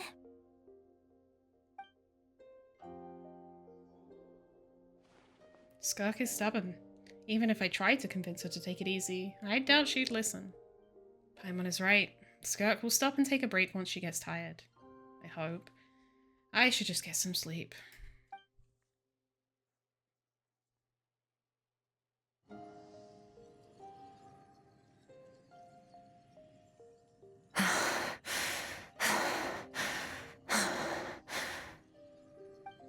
Oh, she ain't doing so good. Skirk? Of course she's acting like she didn't just get stabbed in the shoulder. Huh. Something seems off with her, though.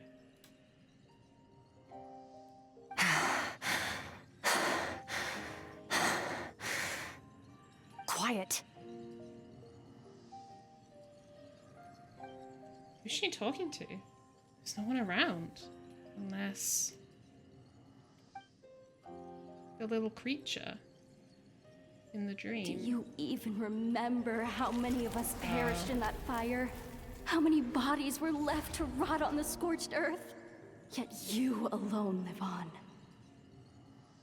Keep your gaze fixed on your blade. You don't deserve to rest. Run, Skirk. Run! Only death awaits us here. Keep running, and don't ever look back. Right, in that dream I witnessed, Skirk was training alone, but there were disembodied voices talking to her.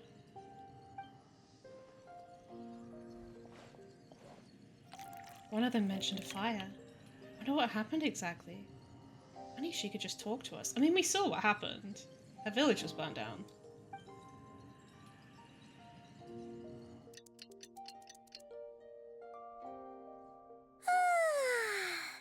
Getting an early night's sleep is the best. That bed was so comfy. Wait, Skirk? Have you been sitting out here the whole night? The bed's all yours if you want it. Recovered your strength yet? About 60%. Maybe 70. Whoa! Paimon thought it would take at least a couple of days. That was fast. No, not fast enough. That's 20% less than last time. Same training regimen, same intensity. Nothing felt different, but somehow the outcome fell short. Maybe it's because of the spike that stabbed you? No, I think the problem's with me. I need to meditate for the next 2 days. Deep introspection should help me find the issue. Alright. Ooh, sounds intense. We'll watch over you in the meantime, then. Thanks. See you in 2 days. Sure thing.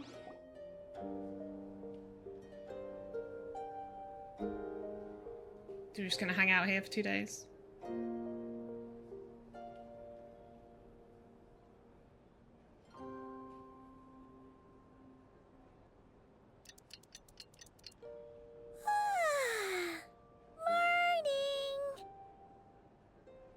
Skirk is still meditating, huh? It's been 2 days already. Shouldn't she be awake by now? Maybe it's not going too well. Paimon can't think of anything we can do to help. Oh wait! Breakfast! That's it! Paimon will go get breakfast! Skirk is gonna be starving when she wakes up. Be right back. Okie dokie.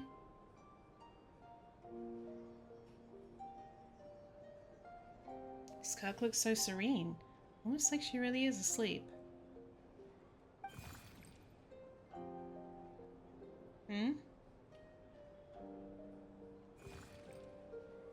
You again.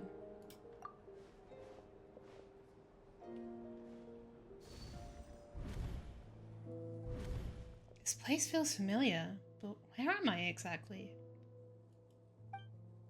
There are towering cliffs, withered trees, and a strange river flowing from the horizon all the way here. But it's broken up several times along the way, with a waterfall at each breakpoint. On closer inspection, the color of the water is changing. The closer I get to the lower portion, the darker it becomes. Almost as if... Did you bring me here? That's right. This is Skirk's inner world. Think of it as the threshold between the soul and dreams. This isn't your first time here, but what you remember is probably a space covered in darkness. I only managed to illuminate a small portion for you back then. So you can speak. Actually, it's my first time talking to someone like this. I only managed to break free and bring you here because the injury weakened her power. I guess that's why I can speak again, too. Call it fate, if you want. I think that's the word they use in this world for lucky coincidences like this, right? Her, like, full, like, normal form, she said that that's the word they use in this world for arbitrary coincidences like this. Like, this is, like, the sort of the pure, childlike, positive, optimistic version of her. And she is squashing it in favor of this, like, cold exterior who is, like, pessimistic and negative and, like, rational and, like, focused on her goals, you know? Now, before I take you to her, I gotta ask. You're the first outside visitor to ever come here, so what's your impression of this place? Why are there so many cliffs and waterfalls? Oh, you noticed. This river represents Skirk's strength. Strength accumulates over time. It is the summation of a person's lived experience. So this river is where all the fragments of Skirk's life should converge into a single stream of memories and emotions, flowing forward as one.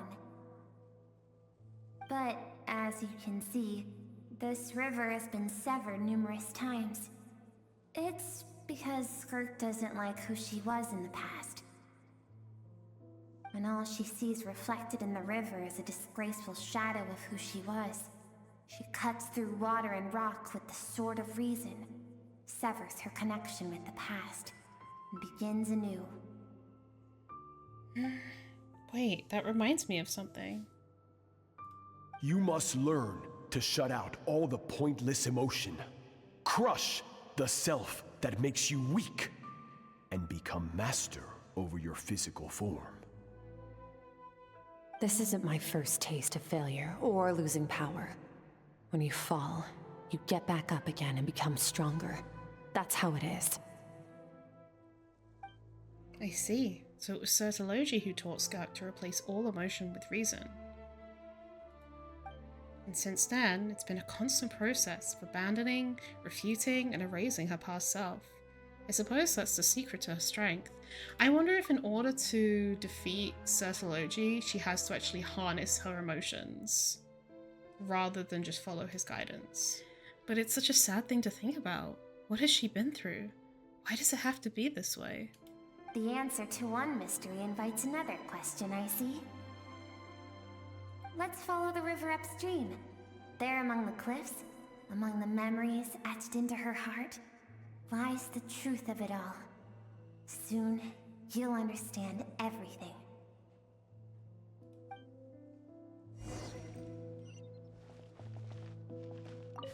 Whee!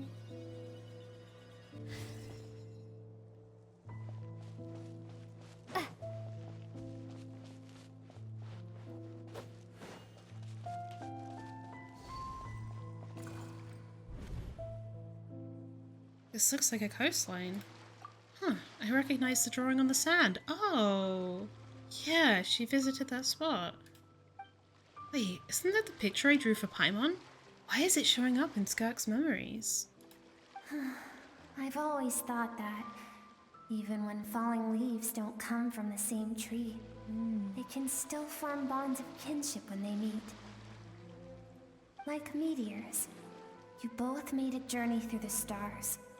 Both travelers who have landed on a planet that is not your home. Yet, when she first noticed your presence, although she hesitated for a moment, she still chose to walk away, indifferent as ever. Why? If I think about it, it's not surprising at all. After what happened at One Mean Restaurant, it's obvious she prefers to disappear from other people's lives. She hasn't seen Child in years either. I doubt she's ever made a connection with this world of her own volition. What I'm seeing now is a microcosm of her entire life. Yeah, and also, like, I feel like if she wants to get stronger and dull her emotions, she doesn't want the weakness of having connections with people, because having connections with people can cause you to experience emotions, and also means that, like, for example, if someone comes after you, they can get to you by, like, kidnapping or harming or threatening, like, your loved ones, for example. This is a theme that's, like, repeated quite a lot in, like, Superman stories. And that because he has, like, Lois is his greatest weakness after Kryptonite, because, like, he will drop everything to save her. And that's not always the best thing to do in a situation. So yeah, I feel like maybe she's refusing to make connections because she thinks it will distract from her training and weaken her power. Seems like you've answered your own question. Skirk sees herself as a trespasser in this world. She's made a conscious choice to avoid altering its path. But the reason for that decision stems from events much earlier on in her life. Let's keep going. It's still a long way to the source of the river. So true. Oh, pretty.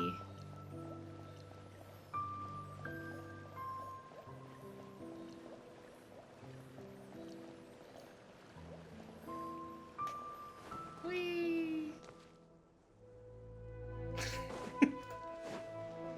Look at all that Barney piss. Why do you go on the internet and say words?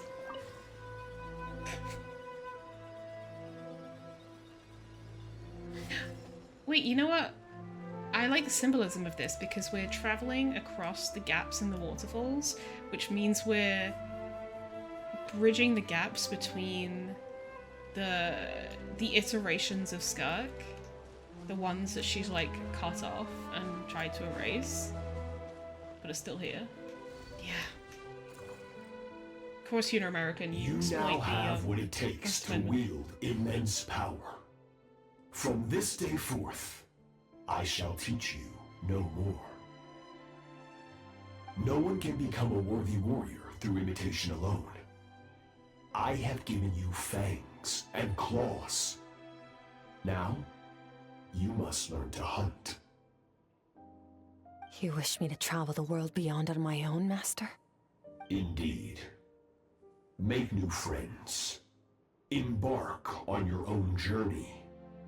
And piece together a new future from the shattered remnants of your past. He tells us to make new friends. We will still have contact through the abyss.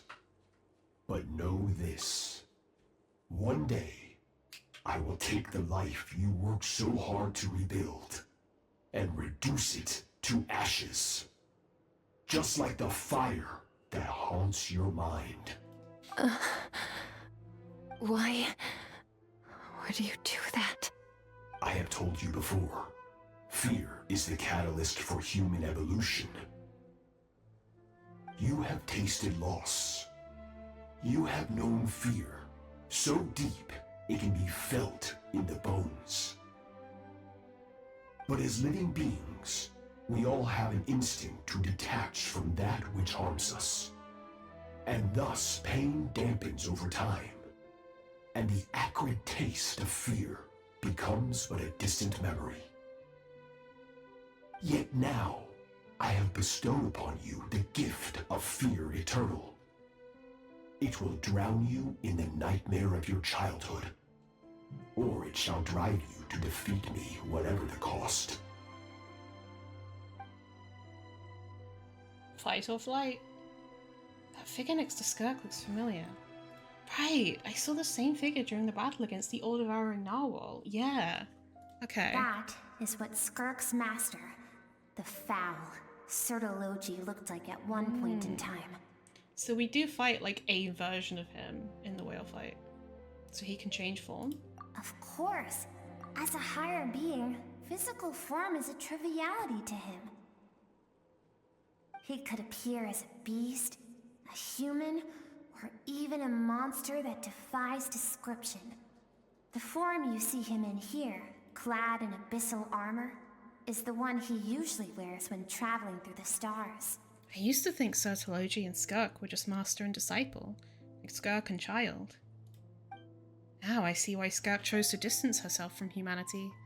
Sertology told her to put down roots here, while at the same time threatening to destroy whatever life she managed to create. For certain reasons, I need to bridge the power gap between me and my master as quickly as possible. But first, so that she can go and I have a need life to and not understand fear the it. source of his strength. To do that, I need to follow in his footsteps, walk the path he once walked, and somewhere along the way, I'll find out how to defeat him. That is my sole focus and purpose. So that's what she meant.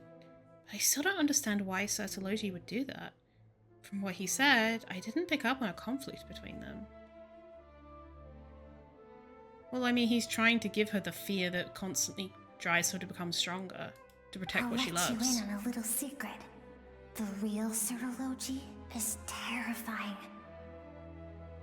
The scope of his power is impossible to understand until you experience it firsthand. It is absolute, the power to crush all things. Shall we keep going?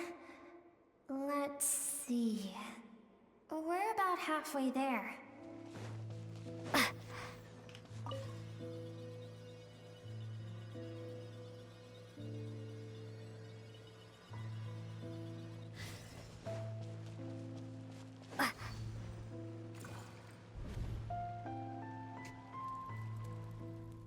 This must be Skirk when she was a kid. Interesting clothing. Like, I know she's not from Teyvat, but... We've made it quite a ways already. This is Skirk, when she first began training under Sertology. I have set your broken wrist. Tomorrow, you're to train twice as hard. No tears this time. Good. Attempting to garner sympathy through tears is a habit of the weak. A pitiful, useless ploy. Can I ask a question, Master? Why did you save me? I keep thinking, maybe it would be better if I had died. I wouldn't be haunted by that fire all the time. I wouldn't have to go on like this. I saved you because I have a plan for you. It has been too long since I fought a battle that demanded my full strength, and I hunger for it. Every so-called genius and prodigy I have faced has crumbled like sand underfoot. Before me, even fate bends the knee.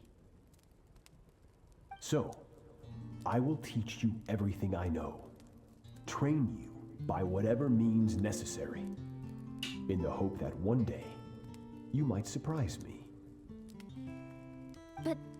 don't want to draw my sword against you, Master. What you want matters little. Damn.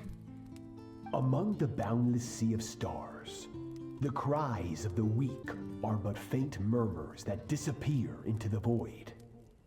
You of all people know that well. Yes, Master.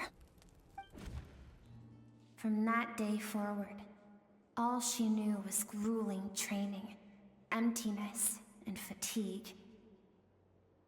After some time, her talent bloomed, and she gained control over her emotions, like her master. How should I put it? It was not that human emotion disappeared from her heart, but that reason came to dictate all she was allowed to feel. I suppose it was at this point that she became the skirk you know today. So Satology saved Skirk from a disaster when she was a child, and never even tried to hide his ulterior motive. I suppose that leaves one final mystery. What really happened with the disaster back then? Satology's final words to Skirk were cold and cruel, but Skirk's reaction made it seem like it was a truth she knew all too well. I have a feeling it all comes back to what happened back then. We're nearly there. I almost don't want to reach the end. Well, shall we? This is the final stretch.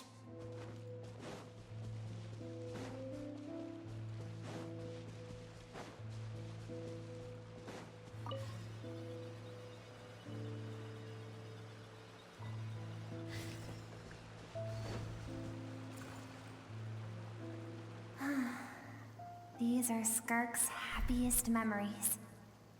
Cute. What a simple and carefree time it was. Wisps of clouds dotted the sky. The sun bathed everything in golden light. And when song filled the air, not even the shyest of flowers could resist swaying along. What a pretty wallpaper. This is Skirk's homeland. She was so curious about everything as a child, always skipping school to go exploring instead. There was so much to discover. The treasures at the bottom of the sea, the secrets beyond the stars, and that merchant ship packed with adults wearing those strange clothes. Yes, the ship. That was the beginning of the end. It was a spaceship. When it arrived, the people that disembarked wore smiles on their faces and spoke of friendship. They claimed to be merchants from a neighboring planet, looking to establish trade. Skirk's parents, her relatives, her neighbors, everyone welcomed the newcomers with open arms and allowed them to explore the planet. To them, the visitors were guests and should be treated with hospitality. No one had any idea of what was to come. Several months later, an army of unknown origin arrived without warning and carried out a ruthless campaign to destroy everything and everyone on the planet. Skirk had skipped school that day, like so many times before, so she was not caught in the immediate wave of destruction. But when she came home that day, only fire and ruin awaited her. Countless people cried out to her for help. People she knew and loved, friends and relatives, the little girl who lived next door, the shop owner with the bad leg, the bad-tempered teacher she had made fun of just that morning. Their lives were discarded like worthless trash as the fire consumed one life after another. Skirk was helpless. All she could do was run. And so she did. She kept running until an unexpected figure crossed her path. Sertology hadn't been there in that moment, the fire would have claimed her life too. And there she would have remained, left to rot in the scorched earth, with no answer as to why any of this was happening. So why did those people destroy her homeland? Because she and her people were seen as a threat. This feels like a parallel to Conria. Did they do something bad? As the initial merchant ship explored the planet, they discovered that it hadn't always had the condition to support life. Yet there was evidence of human activity, even during the periods of extreme heat or cold in the past. Further research revealed that, over time, the people of this planet had evolved the ability to adapt to any type of environment or energy source. For that reason, the outsiders viewed them as a potential threat, and decided to eliminate them before the threat could rear its head. And so, the army was called, and the so-called danger was wiped from the face of the planet. Just because of speculation? Senseless, isn't it? Deemed a threat because of a gift they didn't even know they had. Perhaps it was their own innocence and kindness that doomed them. But in the end, that was lost to the blaze as well. If those with power get to decide good and evil, then all you can trust in is the sword in your hand. And so, before death could claim her, she ran. She ran and never stopped. Now I see why she distances herself from the world. No one wants to relive their most painful moments. Well, that brings us to the end of the story. This is as far as we can go. Skirk is waiting over there. For both of us. Let's go to her. It's time to fulfill my purpose. And my greatest wish over all these years.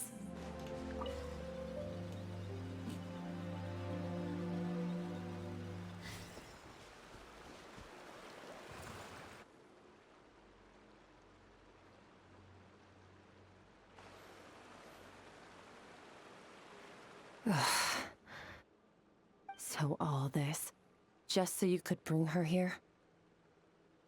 I have things to say to you. Well, to me. I want someone to witness our reconciliation, even if it takes an argument to get there. And she is the best choice in this moment. Then you must be... her suppressed emotional self. The version of herself she keeps locked in the recesses of her mind, stifled by reason. This reminds me of tarot cards, all actually, when those you have to rejected impulses, those discarded aspects of your past selves, they are a part of me now. I am who you used to be. Someone you have refused to face for too long. So, I came to face you instead. You're wrong. I've faced you all along. And that's exactly why I keep you locked here. Your existence makes me weak. Moments of joy and longing are when we are most vulnerable. Don't forget, it was a penchant for goodness over reason that doomed our homeland in the first place. The vastness of the universe renders everything insignificant. Our feelings most of all. Even so, learning from the mistakes of the past doesn't have to mean erasing everything. Strip yourself of your so-called weaknesses, emotions like kindness and empathy, and what makes you any different from the ruthless soldiers who slaughtered our people? The difference is that I'm doing what is right, what is necessary. I allow you to exist, but with limited freedom. That is the greatest kindness I can offer. I have shouldered everything you couldn't carry. I rose above the numbness and emptiness, and it was cold, unfeeling reason that brought me this far. It made me who I am. It made me strong. That is the problem. want to shoulder those things together. On the grand scale of the entire universe, maybe our Makes me to feelings say are fuck you. vanishingly small, but why should that mean they don't matter? Emotion gives warmth to the cold expanse of space. It gives meaning to the world around us. Think back to those nights of gazing at the stars, those afternoons of exploring the unknown. Think back and let them grant you peace. A brief respite from the pressure you put on yourself.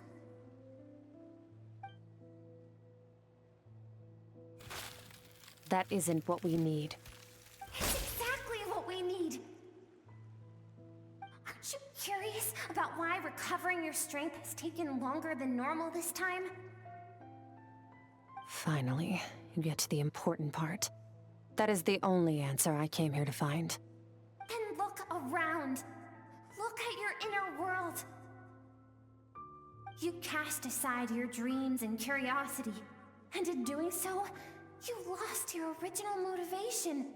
You severed all connection to who you used to be, so you can no longer draw strength from your past. Now, the only things driving you forward are fear and survivor's guilt. But these cannot take you far enough.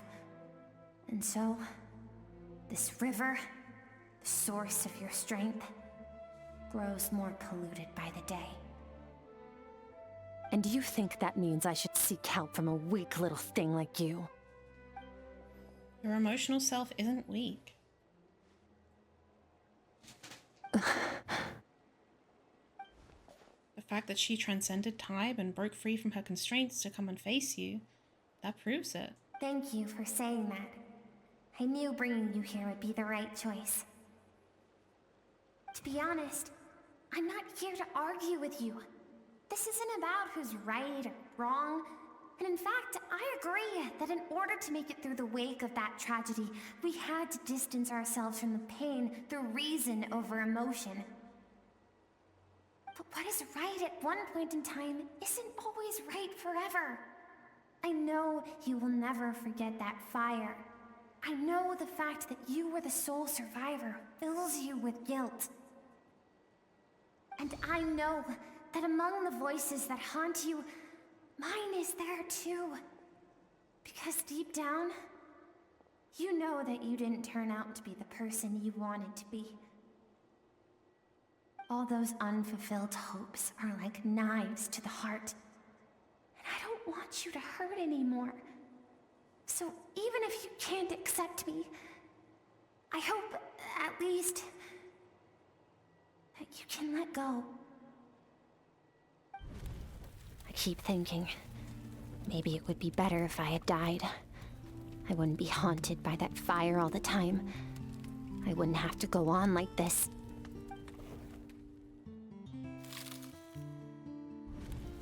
Your dad and I, we're not afraid to stare death in the face, but we need you to survive.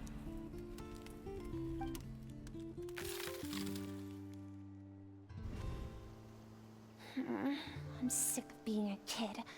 There's so many amazing things out there, and I'm ready to see them all.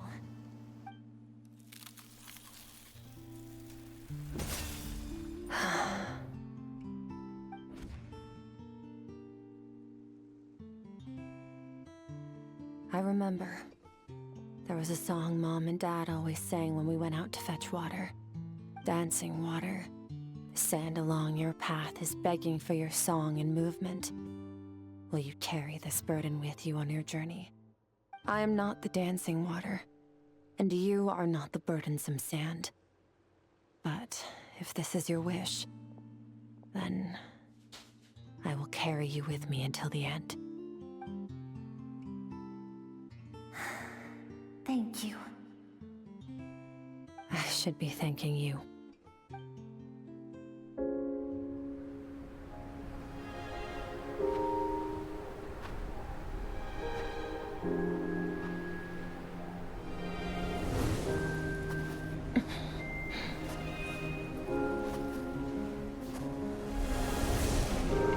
Run, Skirk, run!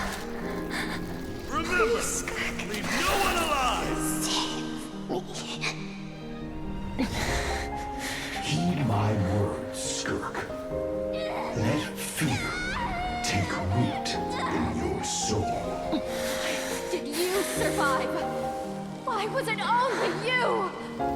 Skirk, did you become a positive light in this world?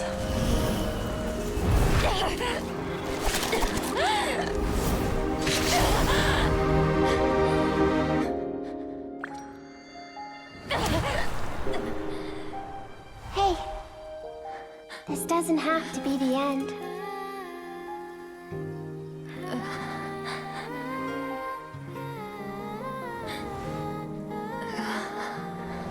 Life is a gift. Don't let darkness claim it.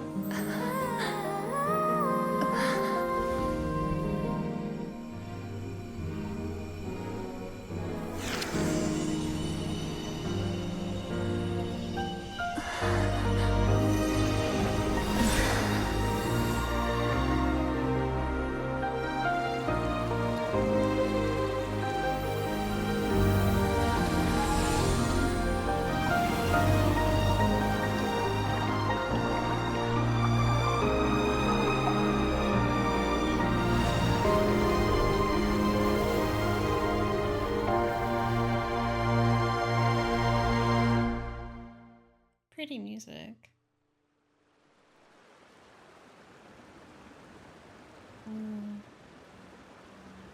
So, you saw my memories then. I once asked my master if survival of the strongest was the law of the universe. He said no. But in a world without order, those with no moral boundaries tend to be the ones who survive. That's fair. Power is not a substitute for doing what is right. That's why, after hearing his answer, an idea came to mind. An idea that, one day, I would create a new world order. One in which there would never be another tragedy like that fire. One in which power was not the law of the land. But that means I must defeat him. Because my master, Sertologi, is, at the core, a defier of all rules and order. Sounds like you have your work cut out for you. Yes, and not just because of the gap in our abilities, but also because I have no reason to see him as an enemy. Although his decision to train me was not made out of kindness, he did everything a master should. He saved my life, taught me the sword and the principles of strength. And for that, I respect him. But he intends to face you in battle one day. I know. And it's not something I want. But Master never goes back on his word. I have to treat everything he says as a promise. He's no longer into that. But he sends me messages through the abyss every now and then. Most of them are simple greetings, or an answer to one of my questions. Every time I hear from him, my heart skips a beat. And I wonder if this is the moment where he'll finally appear before me and tear down everything I've built to pieces. Maybe that means I do live in eternal fear, just like he said. Yes, I respect him, but I'm also afraid of him. And for that reason, the pursuit of strength consumes every moment of my life. I don't know what Master has planned, but I have to be ready. I'll help you. Help me? Why? This isn't your fight. Because if we want to build the world we both want to see, everyone has to be willing to fight for it. If we all do our part, we can make the entire universe a kinder place.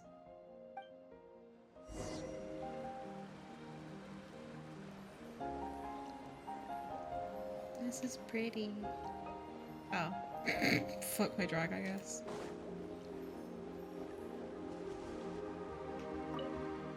Skirk gazes into the distant sky. There's nothing else to do here. Should I leave?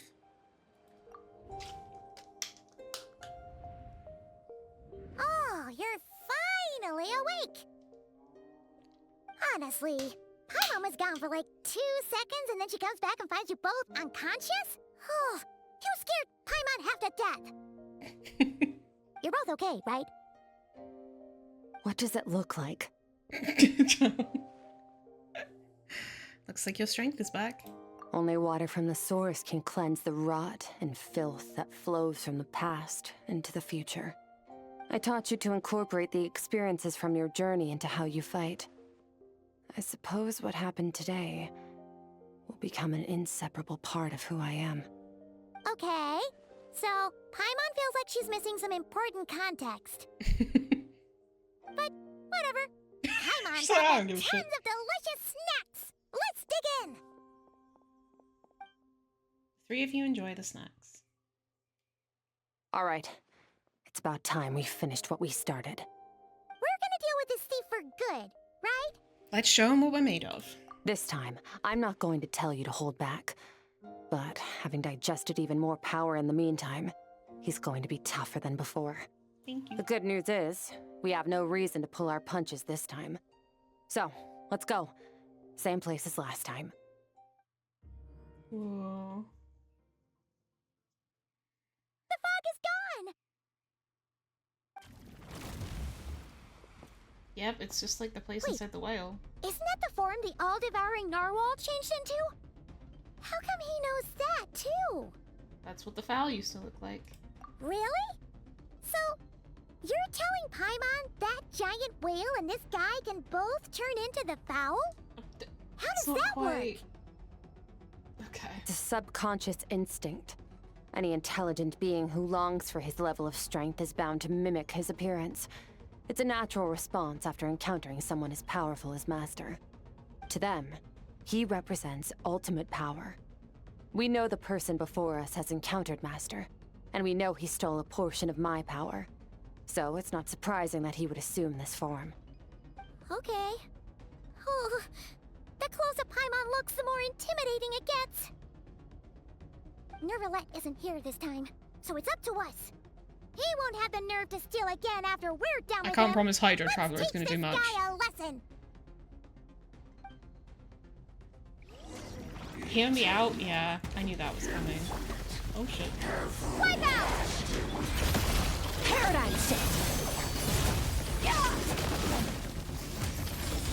Ha! Ha! Haven't forgotten your training, I hope.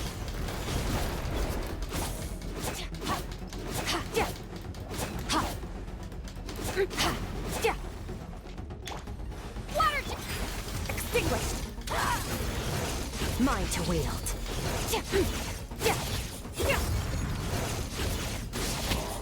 No idea if I can do this correctly. Here we are. Wait. Go! It's the only way to make fucking Hydro Traveler useful.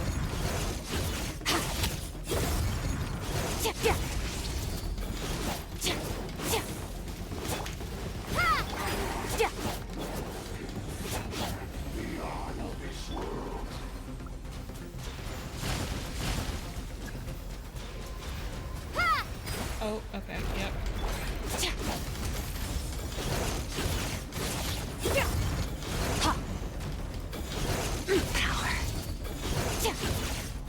Nice. Oh, no, she lost the thing. Okay. I still don't know how to play her.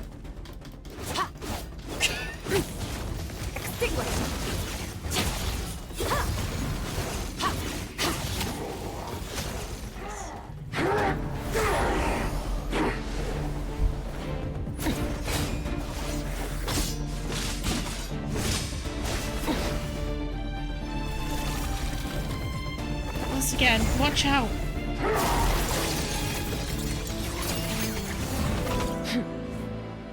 Haven't had enough of my power.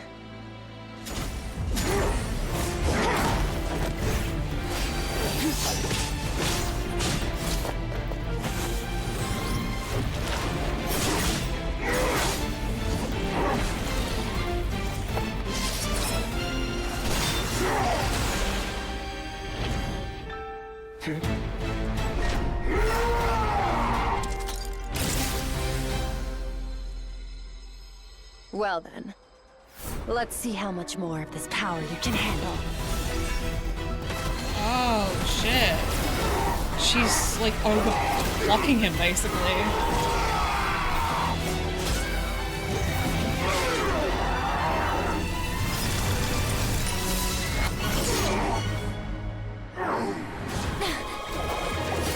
Oh, shit.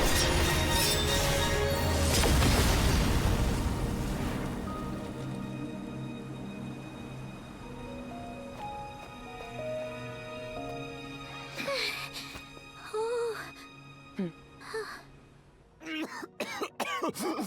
the fuck? Well, have you come to your senses? You saw that my body was at its limit. So, you deliberately channeled your power into me, knowing that it would destroy my shell from within. Such power. Such keen battle Fucking instincts. blurriness is killing me. So, you must be... Skirk, Sertologi's disciple. How long has it been? How long has he been away from Tevat? Hundreds of years. Hundreds? Sorry, it's a lot to take in. I should introduce myself. I am Skofnungar, a friend of your master and one of his followers.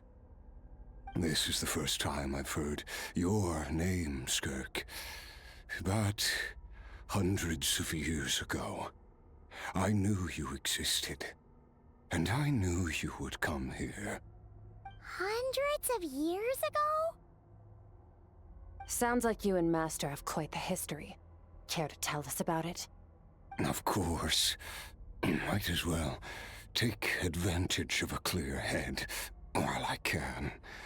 The story starts a long, long time ago. I was born into a noble family in Conria. As the eldest son, I was set to inherit our title. But I contracted an incurable illness as a child, and everyone gave up on me. I trained the sword harder than anyone else, defeated all of my peers. But it was all in vain. When other people looked at me, all I saw in their eyes was pity, or a strange glee in my misfortune. Even my parents were just waiting for me to die. Jesus Christ. Over time, my heart hardened, and I became aimless. That was the point where I met your master, Sertologi. We were similar in age, but different in background. He was born in prison, the son of criminals who had been sentenced to death. He spent his childhood wandering the streets, facing more criticism than the literary works in the Universitas Magistrorum. Maggie? Yet, wouldn't it be magic? He always wore a smile on his face, as if kindness and malice were one and the same, and he could not see the difference. I still remember what he said to me when we first met. You need to fight to survive. Even if it's a losing battle, it should light a fire under you. How can you sit back like this and go down without a fight? That does sound like something he would say. He was the first to acknowledge that I was worth something, and he inspired me to keep going. When we sparred together, it was the first time I'd actually felt the thrill of combat. When I was 10, he stole forbidden research materials and managed to cure they were my young illness. at the time. It was like there was nothing in this They world were young adults, but they were like he children. couldn't accomplish. When it came to the human form, he was always intent on pushing the boundaries of possibility.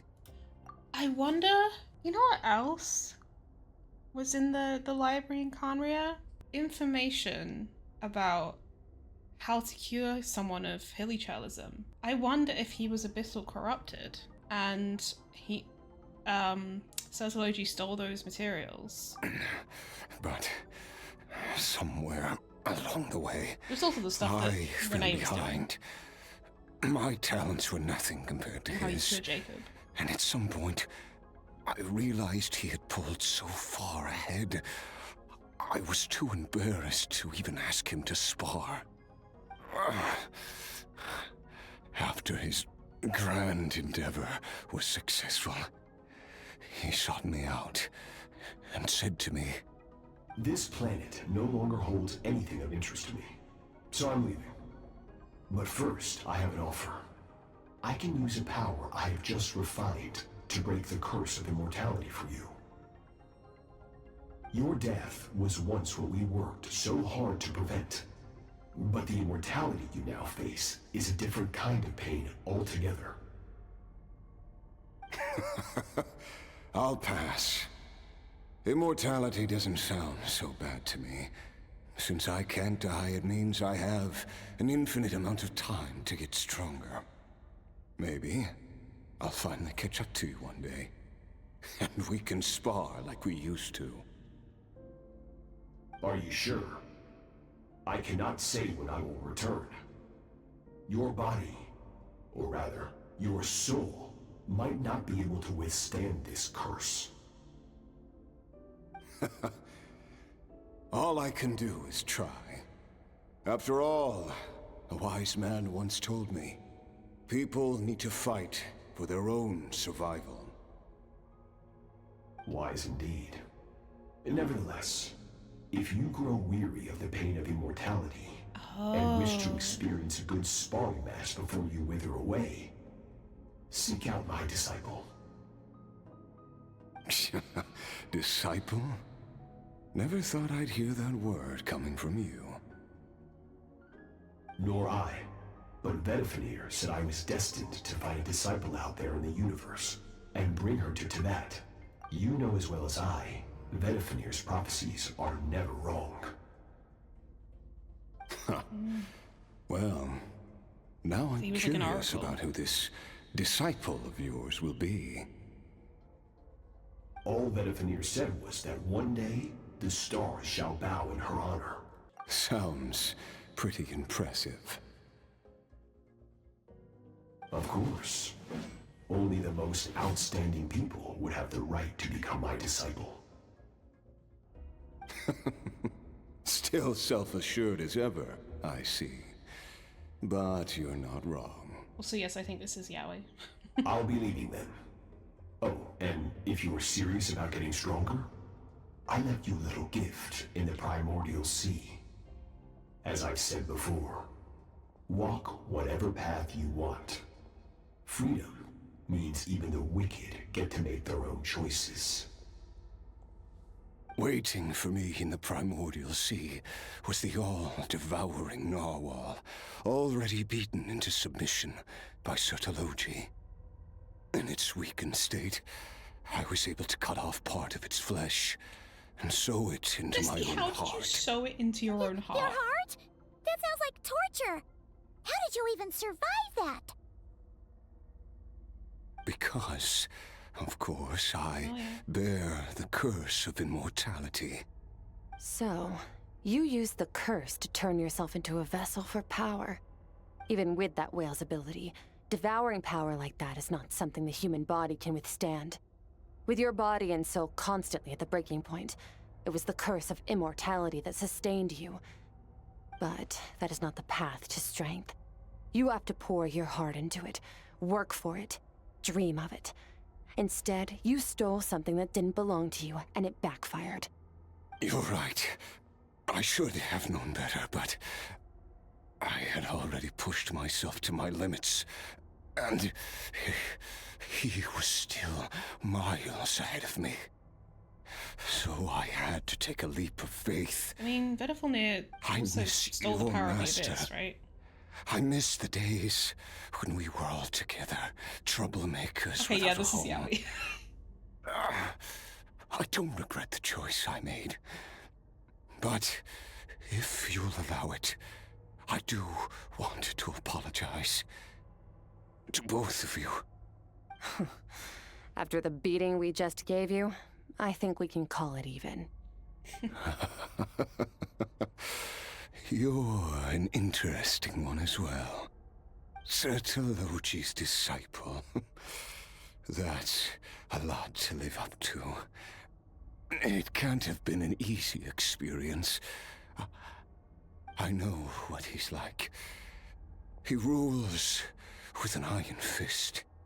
using despair and fear to force you to catch up to him, all the while standing ever out of reach.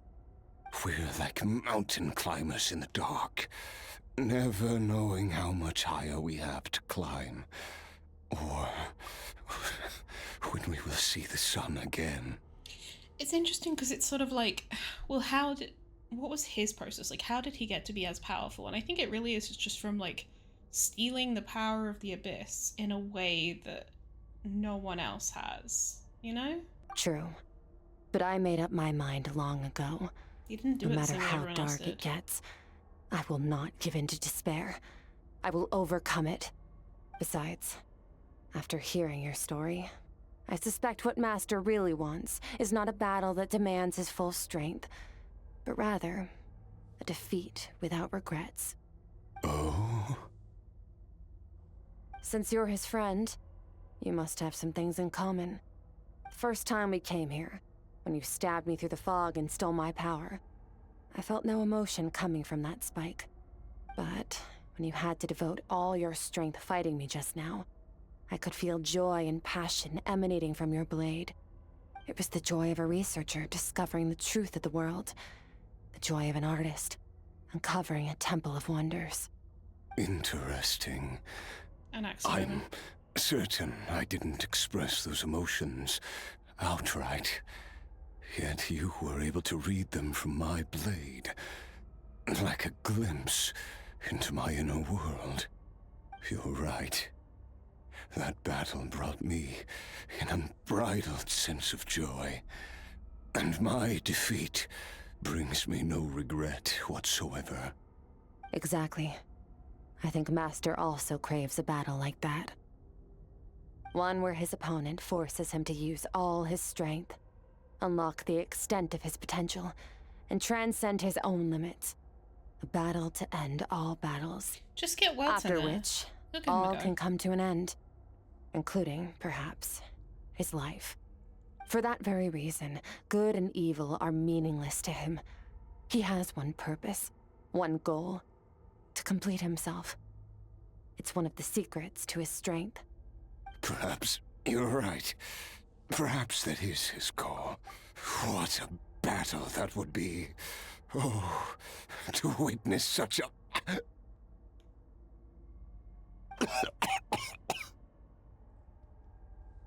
Inhaled too much of the blunt. Are you okay? Too many different kinds of power are surging through my body. The curse of immortality allows it all to coexist, but it does not remove the pain. I won't be able to hold on to my sanity for much longer. What a shame. I would have loved to witness that battle. Sertologi once offered to free me from this curse. Now, I must ask that of you, Skirk. Can you release me from the pain? I can, but not through death, if that's what you were hoping for. It's not a suitable punishment for your crime. As an alternative, I can take your consciousness, along with all the power you've consumed, and smash it to pieces. Holy the shit. impurities will dissipate, and under the curse of immortality, your mind and body will regenerate.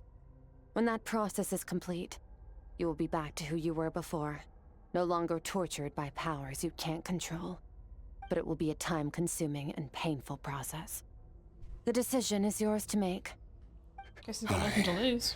Accept. And who knows?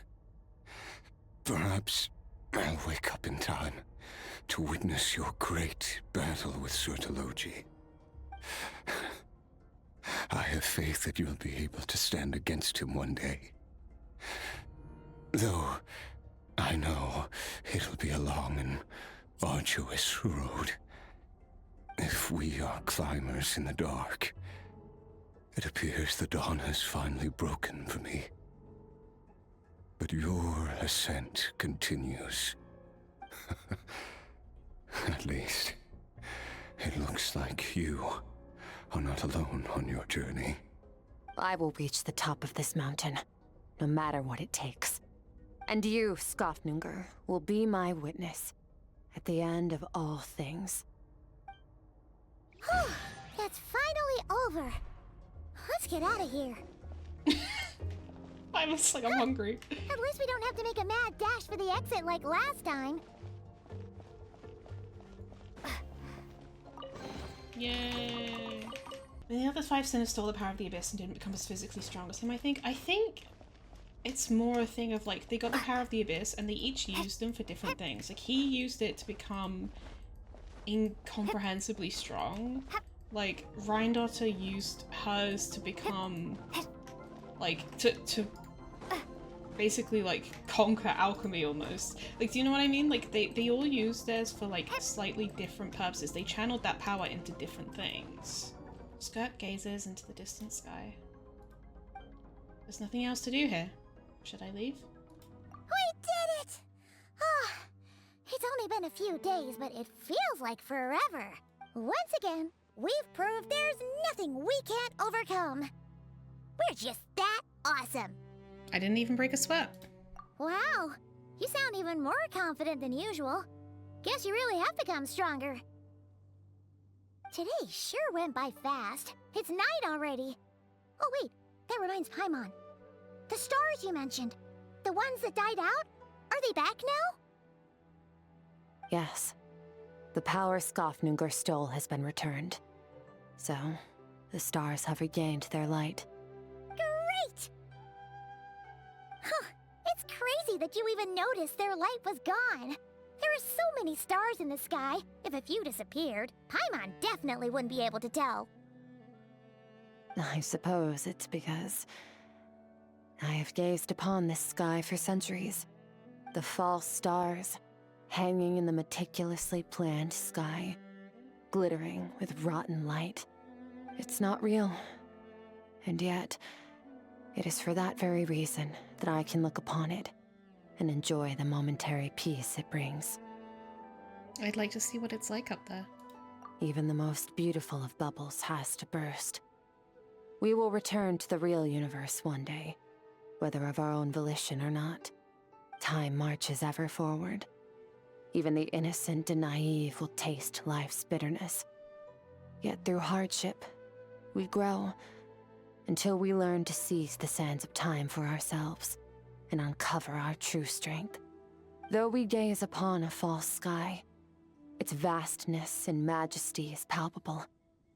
One can only wonder, what is it going to take for kindness to reign supreme in the vast expanse of the universe? Ugh, this is all going over Paimon's head. But if she knows one thing, it's that the traveler always finds a way. Ever since we met, she has filled Paimon's days with happiness. No matter how tough things get, she always finds a way to make it better. If it's too big a job for one person, then we'll do it with 2. And if 2's still not enough, then 3. We've met so many amazing friends and accomplished so many amazing things. As long as we don't give up, we can make any wish come true. I suppose when it comes to you, anything is possible. Well, I should be going. Now that my power is no longer isolated from my emotions, I need more practice to get used to it. When will we meet again? I suppose fate will decide. Maybe we'll bump into each other on the street. Or maybe we'll reunite on a different planet entirely. Regardless, reunions and partings are but passing moments. More than anything, I hope that at the end of this journey, wherever it takes us, we stand in a world reborn. One without war, pain, or forced partings. One where new life can bloom, even where there was once nothing but scorched earth. For this, we must all work to become stronger. Of course, Master. If that's what you want to call me, I won't object. Goodbye. Bye! Bye! Is it just Paimon, or is she being nice closer than before. We definitely count as friends after all that, don't you think? Sure. Hey, what do you think about camping here tonight? There's nothing quite like sleeping under the stars. Come tomorrow, we can continue our journey. Oh, and since Paimon treated you to that super nice meal at Wanmin Restaurant, it's about time you returned the favor. What the fuck, Paimon? Whispers betwixt stars and night. Oh, cool! A guitar that Skirk made based on the instruments of our homeland. The guitar has a unique charm when played. Its ancient melody seems to hum of a history that nobody recalls. After completing Skirk's rigorous training, you and she compiled a summary of your experiences, documenting your relentless efforts and her grueling trials. Though the training has ended, revisiting these records can still yield invaluable insights. Oh! Oh, fuck yeah. An abyss crystal, a gift from Skirk to you. When worn, it can be used in your sleep to dream mirror with her. To find the culprit, Skirk infiltrated your dreams, where you witnessed the memories deep within her heart. Use this crystal once more to revisit certain scenes of what happened back then. Ah, cool. Yeah, I've noticed they started doing this, like, wait, so you can go back and look at the pictures. Yeah, it's interesting that she's got this fin. I wonder if on the planet that she's from, that was like the race of people that were there, because they like, yeah, that they like adapted to the world around them, and so they had fins. I do think it's interesting of like, the powerful don't really have to worry about what's right and wrong. They can just do whatever the fuck they want. And so whoever's in power, like, that's the world order.